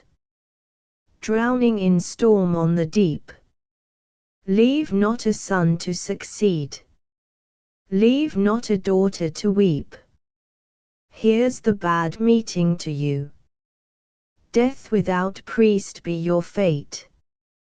Go to your grandfather's, 3, house, the son of the cursing, 4, will wait, footnote 1. This clan, which had an evil reputation, is extinct. Footnote 2. Las Buig Macian, a famous thief. Footnote 3. Grandfather's house, the grave. Footnote 4. Son of the cursing, the devil. Leobargs. 1. Warning. Would Murdu make the wry mouth? Is Ailey cross-eyed? O mock no more the beggar man, you'll scorn we pride. The wind that will be blowing west, might turn and blow south, oh, Ailey, it would fix your eyes and Murdu's wry mouth. Oh mind ye o the Leobarg and yon rock cod, ho! There's the mouth the cute one cried, for the hook and rod. The tide it would be turning while the Leobarg would mock, and that is why it's gaping as it gaped below the rock. Footnote 1, Leobarg, the flounder. Tobam Huia. Well of St. Mary. Tease for thee I will be pining, Tobam Huia. Thou art deep and sweet and shining, Tobam Huia. In the dimness I'll be dying, and my soul for thee is sighing with the blessings on thee lying, Tobam Huia. O thy cool, sweet waters dripping, Tobam Huia, now my sear lips would be sipping, Tobam Huia. O my lips are sear and burning, for thy waters I'll be yearning, and yon road of no returning, Tobam Huia. O thy coolness and thy sweetness, Tobam Huia. O thy sureness and completeness, Tobam Huia. O this life I would be leaving, with the greyness of its grieving, and the deeps of its deceiving, Tobam Huia. I would sip thy waters wholly, Tobam Huia.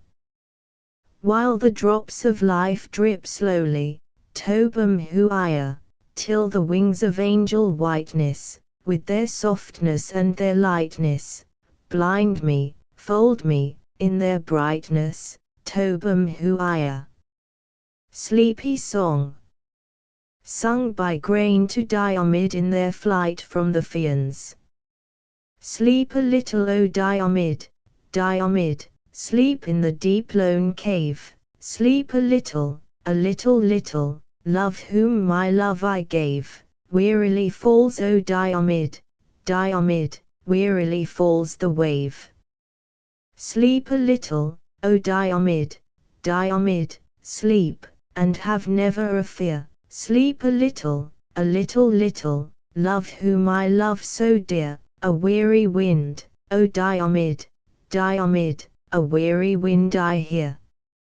Sleep a little, O Diomid, Diomid, sleep, while I watch till you wake. Sleep a little, little, love whom I'll ne'er forsake. Sleep a little, and blessings on you my lamb, or my heart will break.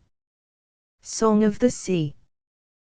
The sea sings loud, the sea sings low, and sweet is the chime of its ebb and flow over the sheenly strand, for its strange, sweet song that woos my ear the first man heard, as the last shall hear, seeking to understand. The death of Cuchullin. Now when the last hour of his life drew nigh, Cuchullin woke from dreams forewarning death, and cold and awesome came the night bird's cry, an evil omen the magician saith, a low gust panted like a man's last breath, as morning crept into the chamber black, then all his weapons clashed and tumbled from the rack. For the last time his evil foemen came, the sons of Calatin by Lugade led. The land lay smouldering with smoke and flame, the duns were fallen and the fords ran red, and widows fled, lamenting for their dead, to fair Emania on that fateful day, where all forsworn with fighting great Cuchullin lay. Levarchan, whom he loved, a maid most fair, rose-lipped, with yellow hair and sea-grey eyes, the evil tidings to Cuchullin bare. And, trembling in her beauty, bade him rise. Neve, brave Conal's queen, the old, the wise, urged him with clamour of the land's alarms, and, sturdy with vengeful might, the hero sprang to arms. His purple mantle o'er his shoulders wide in haste he flung, and towering o'er them stood all scardy and terrible in battle pride, his brooch, that clasped his mantle and his hood then fell his foot to pierce, and his red blood followed like fate, behind him as he stepped Levarchan shrieked and Neve moaned his doom and wept thus sallying forth he called his charioteer, and bade him yoke the war steeds of his choice. The grey of Machar, shuddering in fear, had scented death, and pranced with fearsome noise, but when it heard Cuchullin's chiding voice, meekly it sought the chariot to be bound, and wept big tears of blood before him on the ground. Then to his chariot leapt the Lord of War, "O leave me not!" Levarchan cried in woe. Thrice 50 queens, who gathered from afar, moaned with one voice, "Ah, wouldest thou from us go!" They smote their hands, and fast their tears did flow.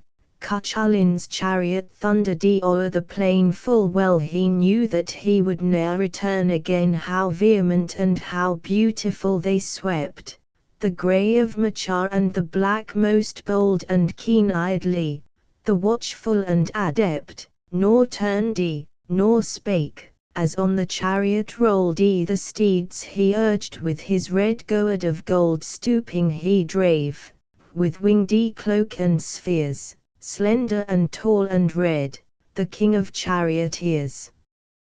Cuchullin stood impatient for the fray, his golden-hilted bronze sword on his thigh, a sharp and venomous dart beside him lay. He clasped his ashen spear, bronze-tipped and high, as flames the sun upon the western sky. His round shield from afar was flashing bright, figured with radiant gold and rimmed with silver. White stern-lipped he stood, his great broad head thrown back, the white pearls sprayed upon his thick, dark hair, deep set. His eyes, beneath his eyebrows black, were swift and grey, and fixed his fearless stare. Red-egged his white hood flamed, his tunic rare of purple gleamed with gold, his cloak behind his shoulders shone with silver. Floating in the wind betimes 3 crones him meet upon the way, half blind and evil-eyed, with matted hair, workers of spells and witcheries are they, the brood of Calatin, beware, beware. They proffer of their fulsome food a share, and, stay with us a while. A false crone cries, unseemly is the strong who would the weak despise. He fain would pass, but leapt upon the ground, the proud, the fearless.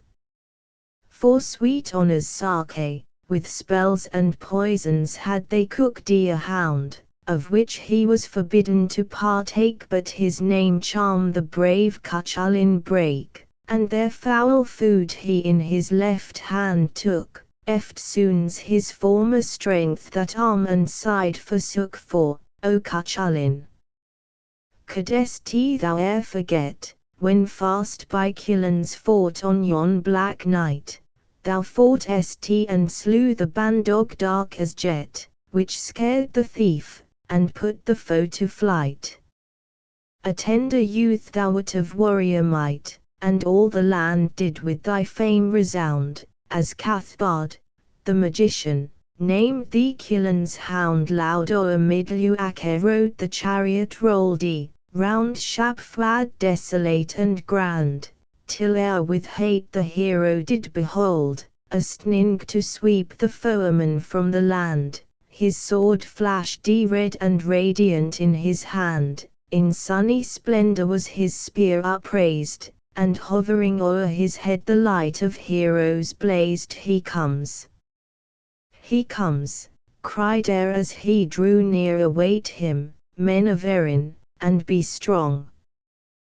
Their faces blanched, their bodies shook with fear. Now link thy shields and close together throng, and shout the war cry loud and fierce and long. Then ere, with cunning of his evil heart, set heroes forth in pairs to feign to fight apart as furious tempests, that in deep woods roar, assault the giant trees and lay them low, as billows toss the seaweed on the shore, as sweeping sickles do the ripe fields mow. Cuchullin, rolling fiercely on the foe, broke through the linked ranks upon the plain, to drench the field with blood and round him heap the slain. And when he reached a warrior pair that stood in feigned strife upon a knoll of green, their weapons clashing but unstained with blood, a satirist him besought to intervene, whereat he slew them as he drave between. Thy spear to me, the satirist cried the while. The hero answering, nay, he cried, I'll thee revile. Reviled for churlishness I ne'er have been. Cuchullin called uprising in his pride, and cast his ashen spear bronze-tipped and keen, and slew the satirist and 9 beside. Then his fresh onslaught made the host divide and flee before him clamouring with fear. The while the stealthy Lugaid seized Cuchullin's spear. O sons of Calatin, did Lugaid call, what falleth by the weapon I hold here? Together they acclaimed, a king will fall, for so foretold they said, the aged seer. Then at the chariot he flung the spear, and Lee was stricken unto death and fell. Cuchullin drew the spear and bade a last farewell the victor and eke the charioteer. He cried, and drave the war steeds fierce and fast. Another pair he slew, to me thy spear again, a satirist called. The spear was cast, and through the satirist and 9 men passed. But Lugaid grasps it, and again doth call, what falleth by this spear? They shout, a king will fall. Then fall, cried Lugaid, as he flung the spear. The grey of Machar sank in death's fierce throes, snapping the yoke, the while the black ran clear. Cuchullin groaned and dashed upon his foes. Another pair he slew with rapid blows, and eke the satirist and 9 men near. Then once more Lugaid sprang to seize the charmed spear. What falleth by this weapon? He doth call, a king will fall. They answer him again. but twice before ye said, a king will fall. They cried, the king of steeds hath fled the plain, and lo, the king of charioteers is slain. For the last time he drave the spear full well, and smote the great Cuchullin, and Cuchullin fell, the black steed snapped the yoke, and left alone the king of heroes dying on the plain. I fain would drink, they heard Cuchullin groan, from out yon loch. He thirsted in fierce pain. We give thee leave, but thou must come again, his foeman said. Then low made answer he, if I will not return, I'll bid you come to me. His wound he bound, and to the loch did hie, and drank his drink, and washed and made no moan. Then came the brave Cuchullin forth to die, sublimely fearless, strengthless and alone. He wended to the standing pillar stone, clutching his sword and leaning on his spear, and to his foeman called, come ye, and meet me here. A vision swept upon his fading brain, a passing vision glorious and sweet. That hour of youth returned to him again, when he took arms with fearless heart a beat, as Cathbad, the magician, did repeat, who taketh arms upon this day of grief, his name shall live forever and his life be brief. Fronting his foes, he stood with fearless eye, his body to the pillar stone he bound, nor sitting nor down lying would he die. He would die standing, so they gathered round in silent wonder on the blood-drenched ground, and watched the hero who with death could strive, but no man durst approach. He seemed to be alive. Lost songs. Harp of my fathers, on the mouldering wall of days forgotten, like a far-off wind hushing the firwood at soft even fall, thy low-heard whispers to my heart recall the wistful songs, to silence old consigned, that Ossian sang when he was frail and blind.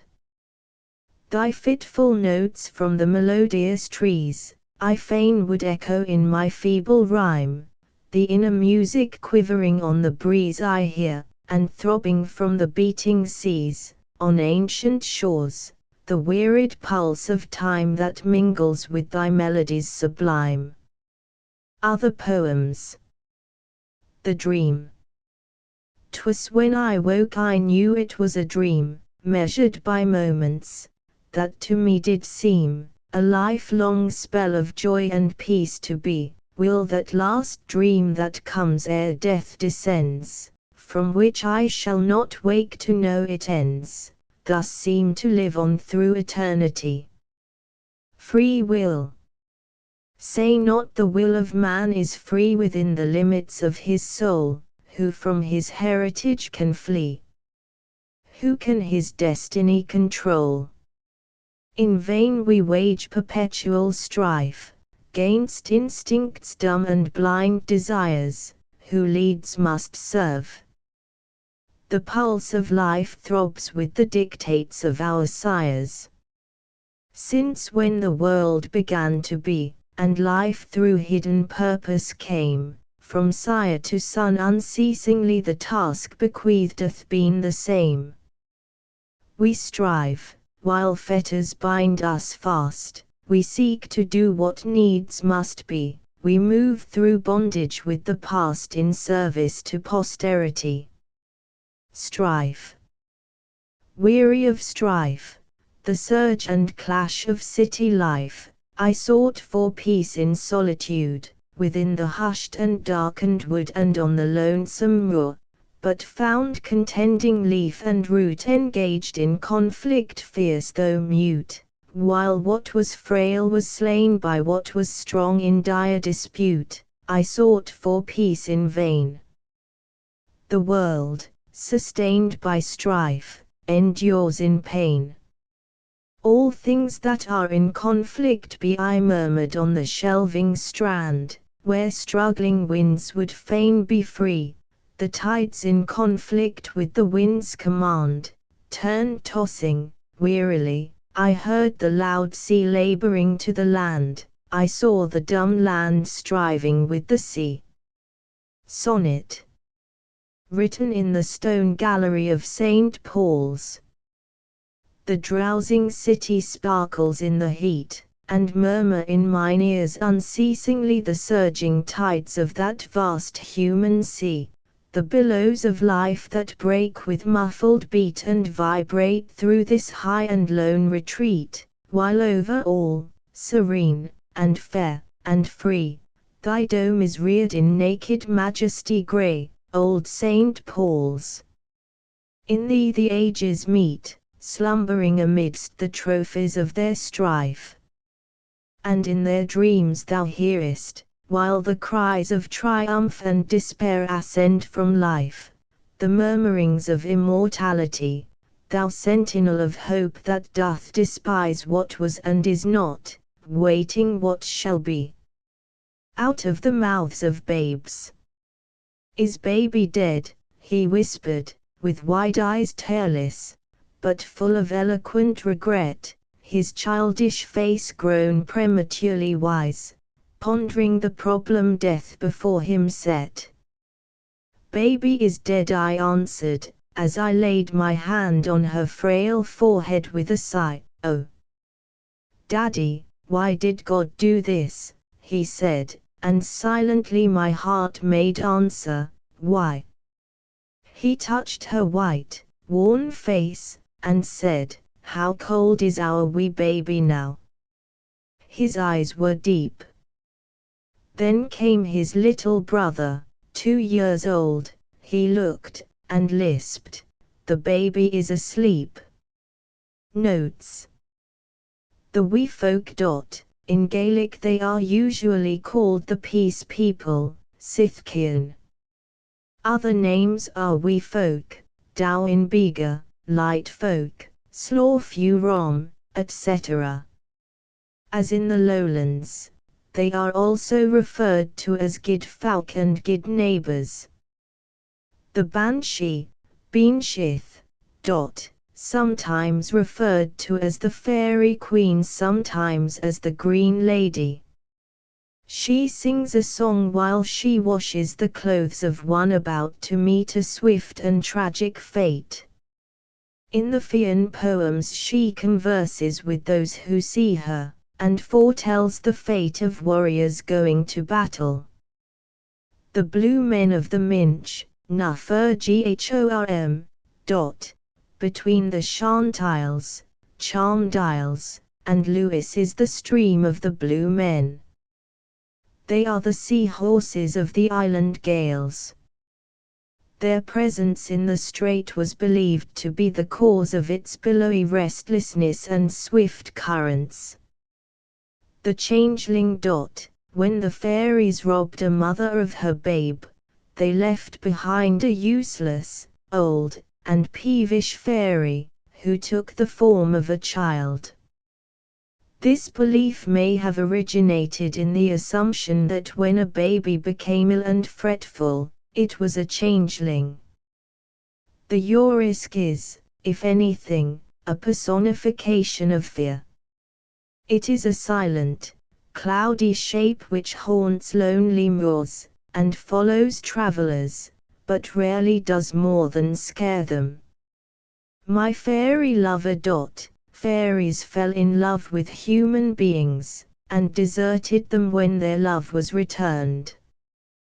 Women of unsound mind, given to wandering alone in solitary places, were believed to be the victims of fairy love.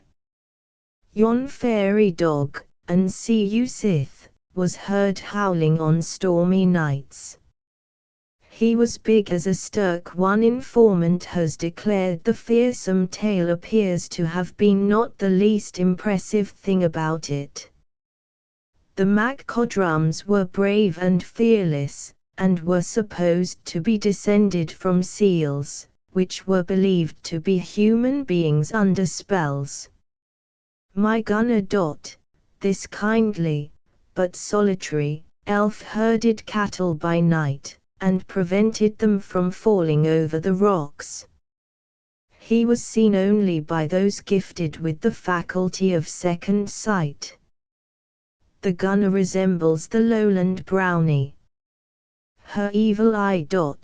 Belief in the evil eye is still quite common, even among educated people, in the Highlands.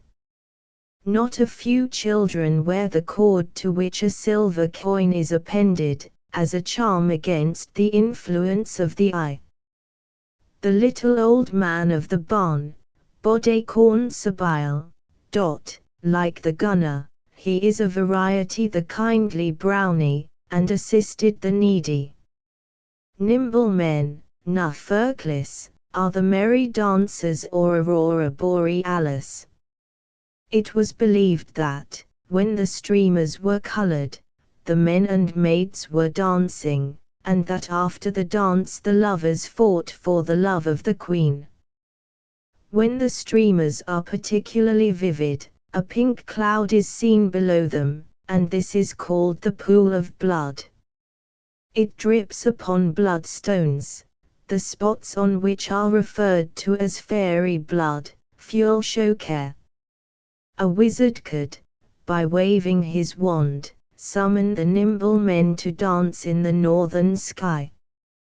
The water horse haunted lonely lochs, and lured human beings to a terrible death.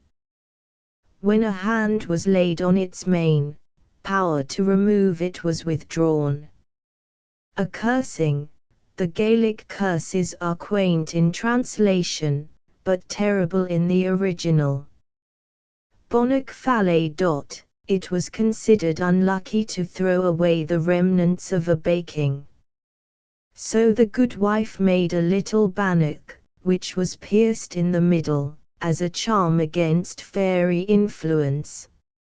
It was given to a child for performing an errand, but the charm would be broken if the reason for gifting it were explained.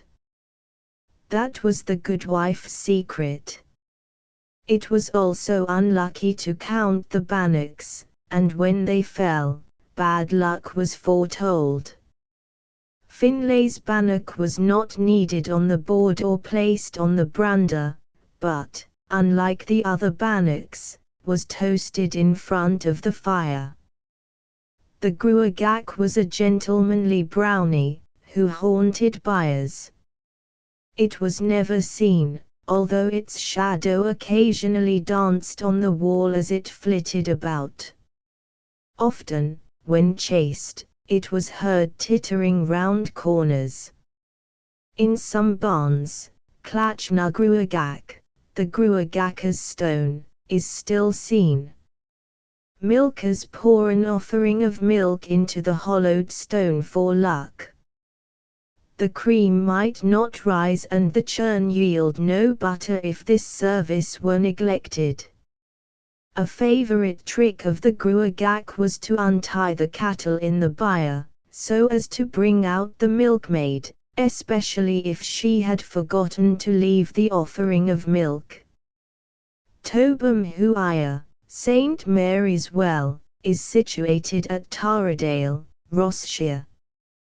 When a sick person asks for a drink of Tobam Huaya water, it is taken as a sign of approaching death. It is a curious thing that this reverence for holy water should be perpetuated among a Presbyterian people.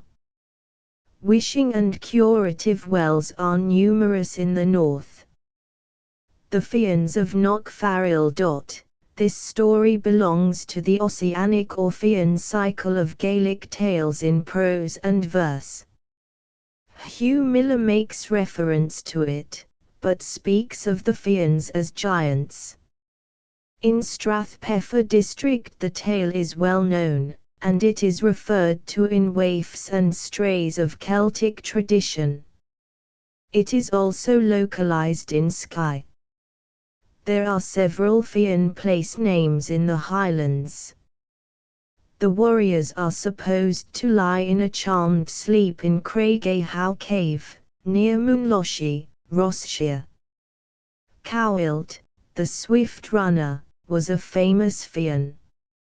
Finn was chief, and Goll and Gary were of Clan Morna, which united with the Fions. Moolaki is a little babe, and Clasac a harp. Labag's warning. Children who twist their mouths, or squint, are warned that, if the wind changes, their contortions will remain. The fate of the flounder, which mocked the cod, is cited as a terrible example. Con, son of the Red, is a Fionn tale of which several old Gaelic versions have been collected.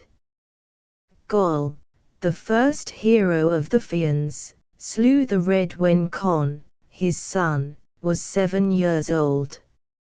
In the fullness of time the young hero, whom his enemies admire as well as fear, crossed the sea to avenge his father's death, and engaged in a long and fierce duel with Goll. Death of Cuchulainn is from the Cuchulainn cycle of Bronze Age heroic tales. The enemy have invaded and laid waste the province of Ulster, and the chief warriors of the Red Branch, except Cuchulainn, who must needs fight alone, are laid under spells by the magicians of the invaders. The poem is suffused with evidences of magical beliefs and practices. Cuchulainn goes forth knowing that he will meet his doom. His name signifies Hound of Cillan. In his youth he slew Cillann's ferocious watch-hound which attacked him, and took its place until another was trained. It was gace, taboo, for him to partake of the flesh of a hound, his totem, or eat at a cooking hearth, but he must needs accept the hospitality of the witches. The satirists are satirical bards who, it was believed, could not only lampoon a hero, but infuse their compositions with magical powers like incantations. Cuchulainn cannot be slain except by his own spear, which he must deliver up to a satirist who demands it.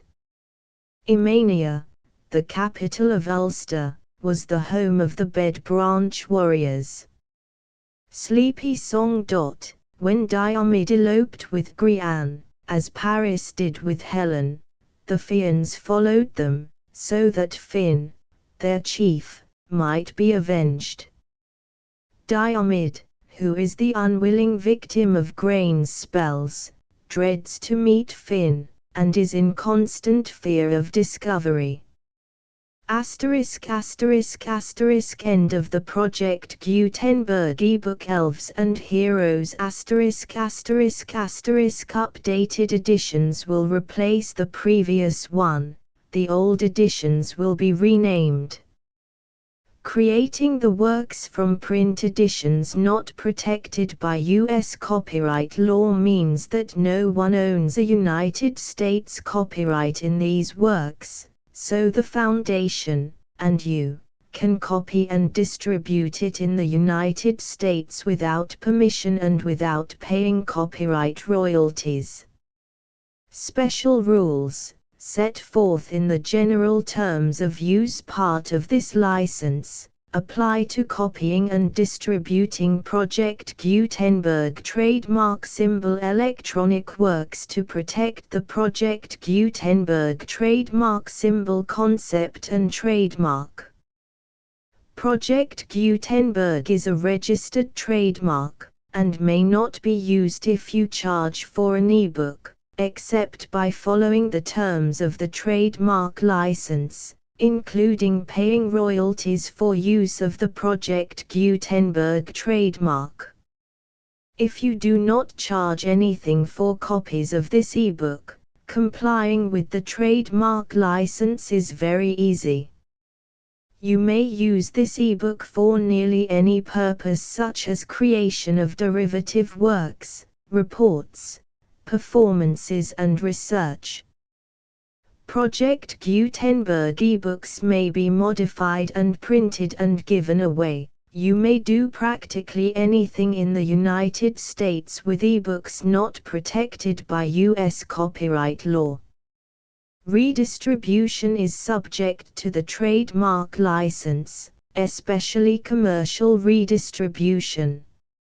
Start. Full license. The full Project Gutenberg license. Please read this before you distribute or use this work to protect the Project Gutenberg trademark symbol mission of promoting the free distribution of electronic works. By using or distributing this work, or any other work associated in any way with the phrase Project Gutenberg, you agree to comply with all the terms of the full Project Gutenberg trademark symbol license available with this file or online at www.gutenberg.org/license. Section 1. General Terms of Use and Redistributing Project Gutenberg Trademark Symbol Electronic Works 1.0. By reading or using any part of this Project Gutenberg trademark symbol electronic work, you indicate that you have read, understand, agree to and accept all the terms of this license and intellectual property, trademark/copyright, agreement. If you do not agree to abide by all the terms of this agreement, you must cease using and return or destroy all copies of Project Gutenberg trademark symbol electronic works in your possession. If you paid a fee for obtaining a copy of or access to a Project Gutenberg trademark symbol electronic work and you do not agree to be bound by the terms of this agreement, you may obtain a refund from the person or entity to whom you paid the fee as set forth in paragraph 1.e.8. 1.b Project Gutenberg is a registered trademark. It may only be used on or associated in any way with an electronic work by people who agree to be bound by the terms of this agreement. There are a few things that you can do with most Project Gutenberg trademark symbol electronic works even without complying with the full terms of this agreement. See paragraph 1.c below. There are a lot of things you can do with Project Gutenberg trademark symbol electronic works if you follow the terms of this agreement and help preserve free future access to Project Gutenberg trademark symbol electronic works. See paragraph 1.e below. 1.c. The Project Gutenberg Literary Archive Foundation, the Foundation or PGLAF, owns a compilation copyright in the collection of Project Gutenberg trademark symbol electronic works. Nearly all the individual works in the collection are in the public domain in the United States. If an individual work is unprotected by copyright law in the United States and you are located in the United States, we do not claim a right to prevent you from copying, distributing, performing, displaying or creating derivative works based on the work as long as all references to Project Gutenberg are removed. Of course, we hope that you will support the Project Gutenberg trademark symbol mission of promoting free access to electronic works by freely sharing Project Gutenberg trademark symbol works in compliance with the terms of this agreement for keeping the Project Gutenberg trademark symbol name associated with the work.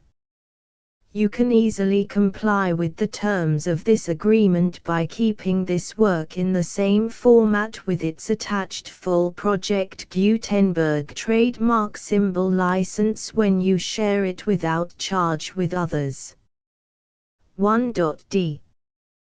The copyright laws of the place where you are located also govern what you can do with this work.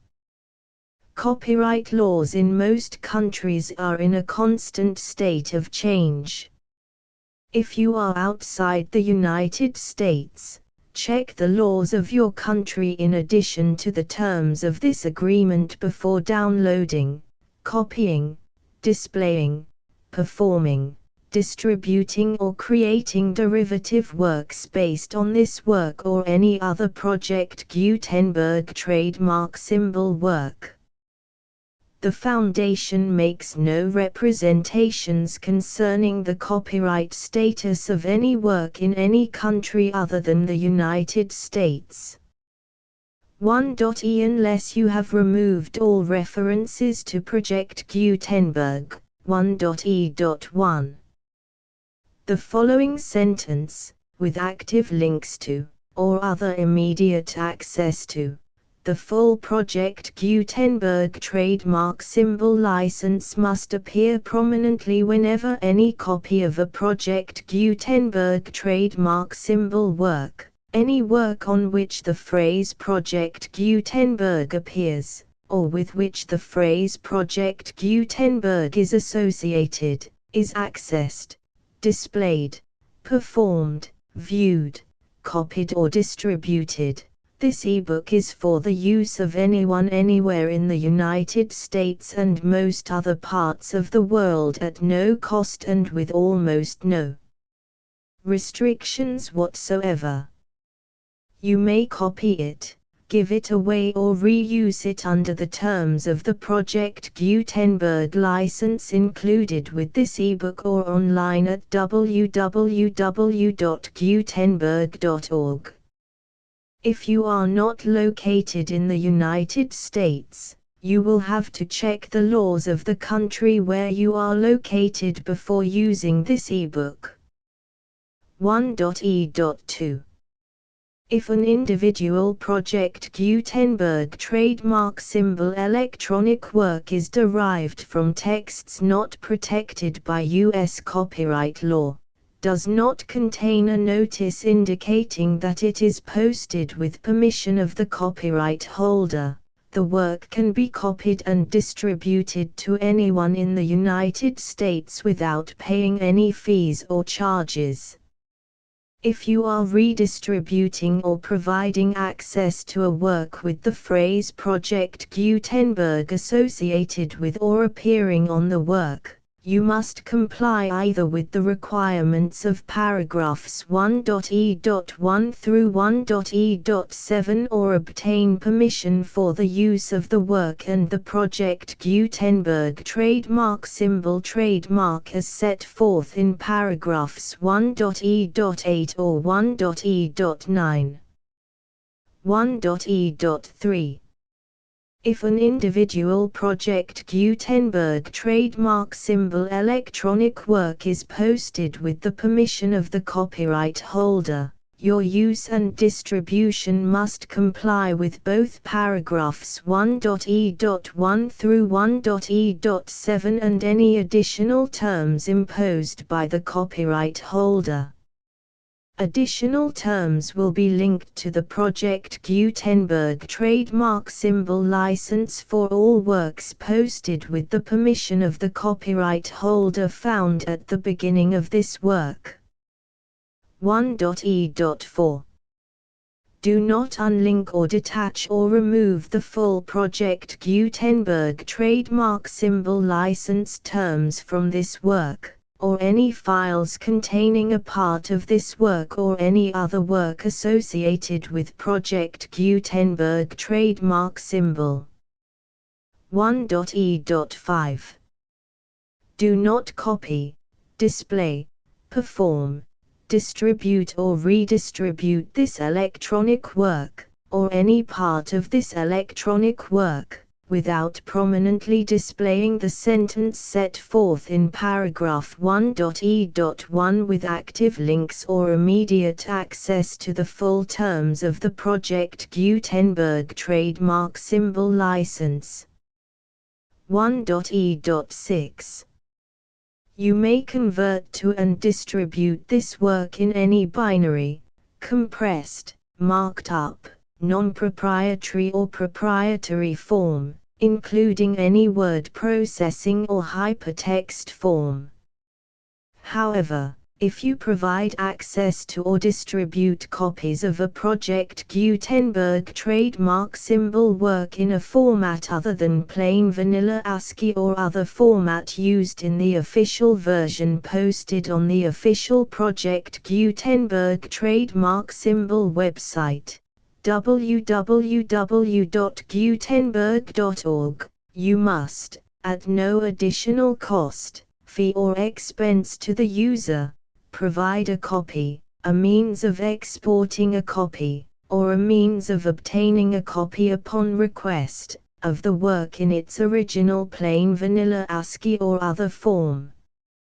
Any alternate format must include the full Project Gutenberg trademark symbol license as specified in paragraph 1.e.1.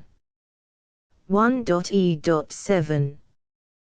Do not charge a fee for access to, viewing, displaying, performing, copying or distributing any Project Gutenberg trademark symbol works unless you comply with paragraph 1.e.8 or 1.e.9.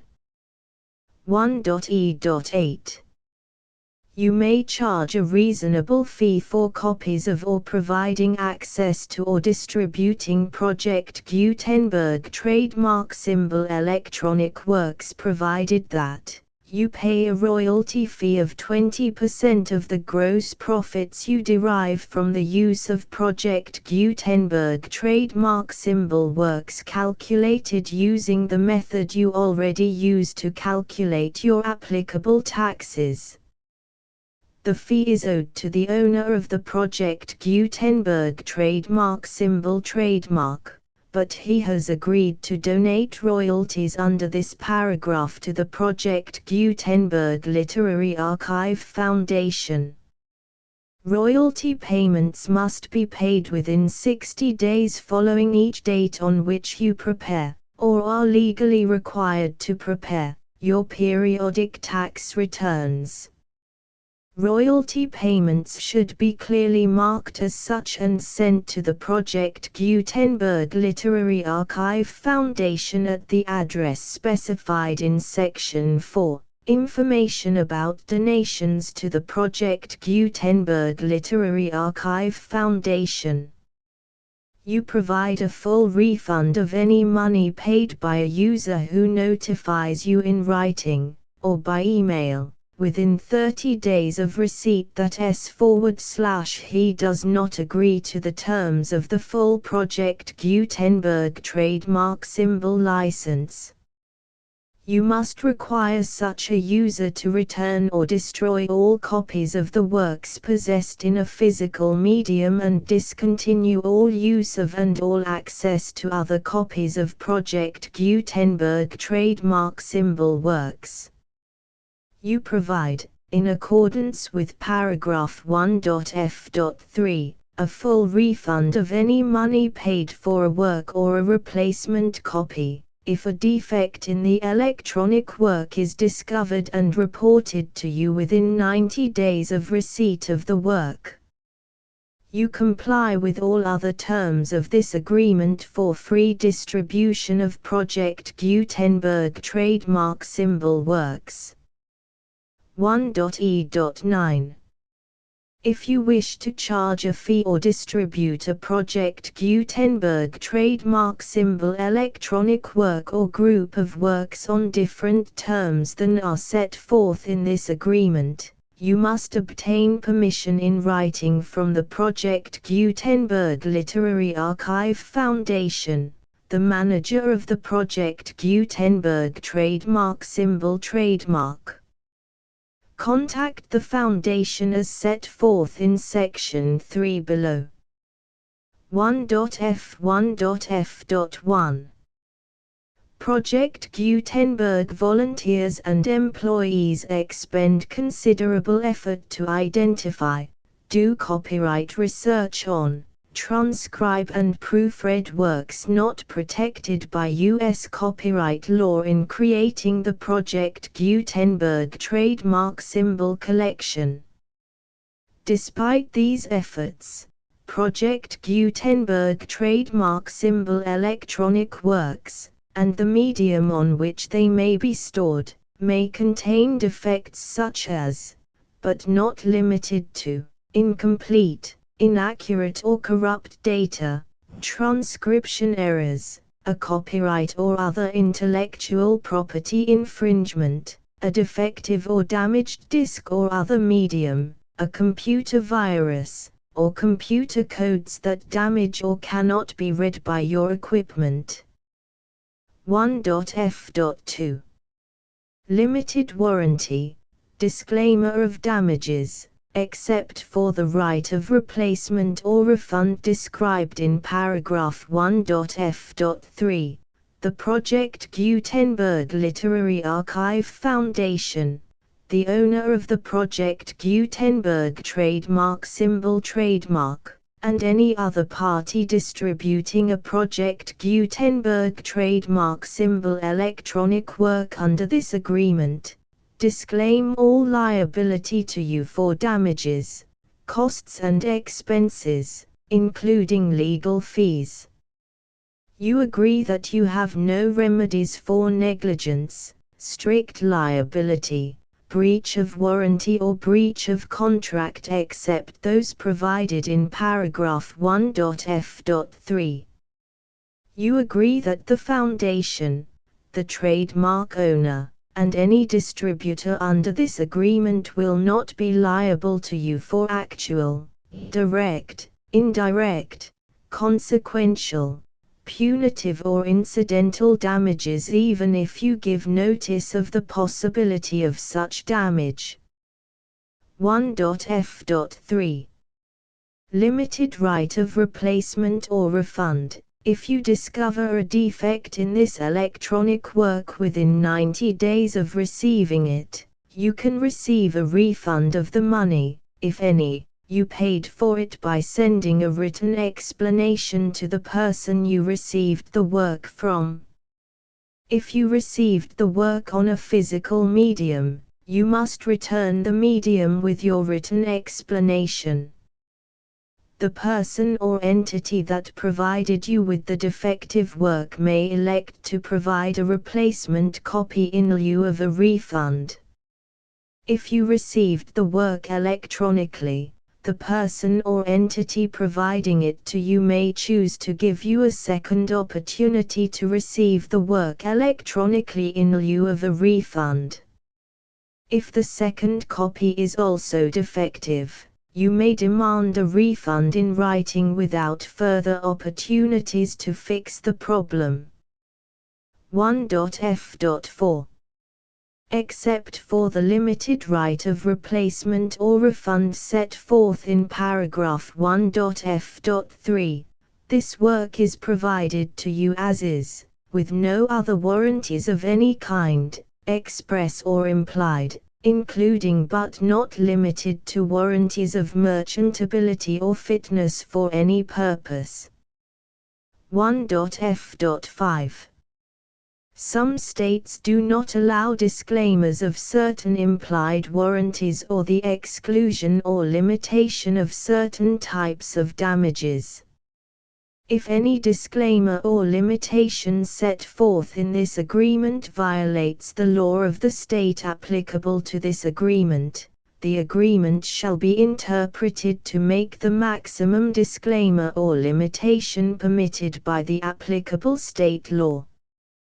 The invalidity or unenforceability of any provision of this agreement shall not void the remaining provisions. 1.f.6 Indemnity. You agree to indemnify and hold the Foundation, the trademark owner, any agent or employee of the Foundation, anyone providing copies of Project Gutenberg trademark symbol electronic works in accordance with this agreement, and any volunteers associated with the production, promotion and distribution of Project Gutenberg trademark symbol electronic works, harmless from all liability, costs and expenses, including legal fees, that arise directly or indirectly from any of the following which you do or cause to occur. A. Distribution of this or any Project Gutenberg trademark symbol work. B. Alteration, modification, or additions or deletions to any Project Gutenberg trademark symbol work, and C. Any defect you cause. Section 2. Information about the mission of Project Gutenberg trademark symbol. Project Gutenberg trademark symbol is synonymous with the free distribution of electronic works in formats readable by the widest variety of computers, including obsolete, old, middle-aged and new computers. It exists because of the efforts of hundreds of volunteers and donations from people in all walks of life. Volunteers and financial support to provide volunteers with the assistance they need are critical to reaching Project Gutenberg trademark symbol's goals and ensuring that the Project Gutenberg trademark symbol collection will remain freely available for generations to come. In 2001, the Project Gutenberg Literary Archive Foundation was created to provide a secure and permanent future for Project Gutenberg trademark symbol and future generations. To learn more about the Project Gutenberg Literary Archive Foundation and how your efforts and donations can help, see sections 3 and 4 and the Foundation information page at www.gutenberg.org. Section 3. Information about the Project Gutenberg Literary Archive Foundation. The Project Gutenberg Literary Archive Foundation is a non-profit 501(c)(3) educational corporation organized under the laws of the state of Mississippi and granted tax-exempt status by the Internal Revenue Service. The Foundation's IN or Federal Tax Identification Number is 64-6221541.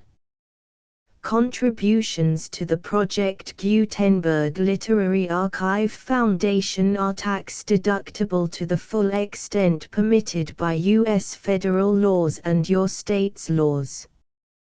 The Foundation's business office is located at 809 North 1500 West, Salt Lake City, UT 84116, 801-596-1887. Email contact links and up-to-date contact information can be found at the Foundation's website and official page at www.gutenberg.org/contact. Section 4.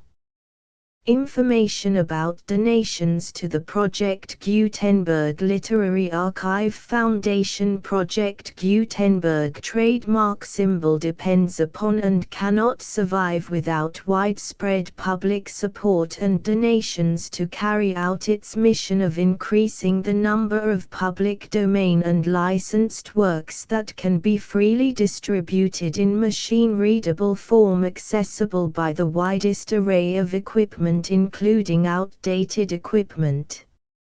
Many small donations, $1 to $5,000, are particularly important to maintaining tax-exempt status with the IRS. The Foundation is committed to complying with the laws regulating charities and charitable donations in all 50 states of the United States. Compliance requirements are not uniform and it takes a considerable effort, much paperwork and many fees to meet and keep up with these requirements. We do not solicit donations in locations where we have not received written confirmation of compliance. To send donations or determine the status of compliance for any particular state, visit www.gutenberg.org/donate. While we cannot and do not solicit contributions from states where we have not met the solicitation requirements, we know of no prohibition against accepting unsolicited donations from donors in such states who approach us with offers to donate. International donations are gratefully accepted, but we cannot make any statements concerning tax treatment of donations received from outside the United States. U.S. laws alone swamp our small staff. Please check the Project Gutenberg web pages for current donation methods and addresses. Donations are accepted in a number of other ways, including checks, online payments and credit card donations. To donate, please visit www.gutenberg.org/donate. Section 5. General information about Project Gutenberg Trademark Symbol Electronic Works. Professor Michael S. Hart was the originator of the Project Gutenberg trademark symbol concept of a library of electronic works that could be freely shared with anyone. For 40 years, he produced and distributed Project Gutenberg trademark symbol ebooks with only a loose network of volunteer support. Project Gutenberg trademark symbol ebooks are often created from several printed editions, all of which are confirmed as not protected by copyright in the US unless a copyright notice is included. Thus, we do not necessarily keep ebooks in compliance with any particular paper edition. Most people start at our website, which has the main PG search facility, www.gutenberg.org.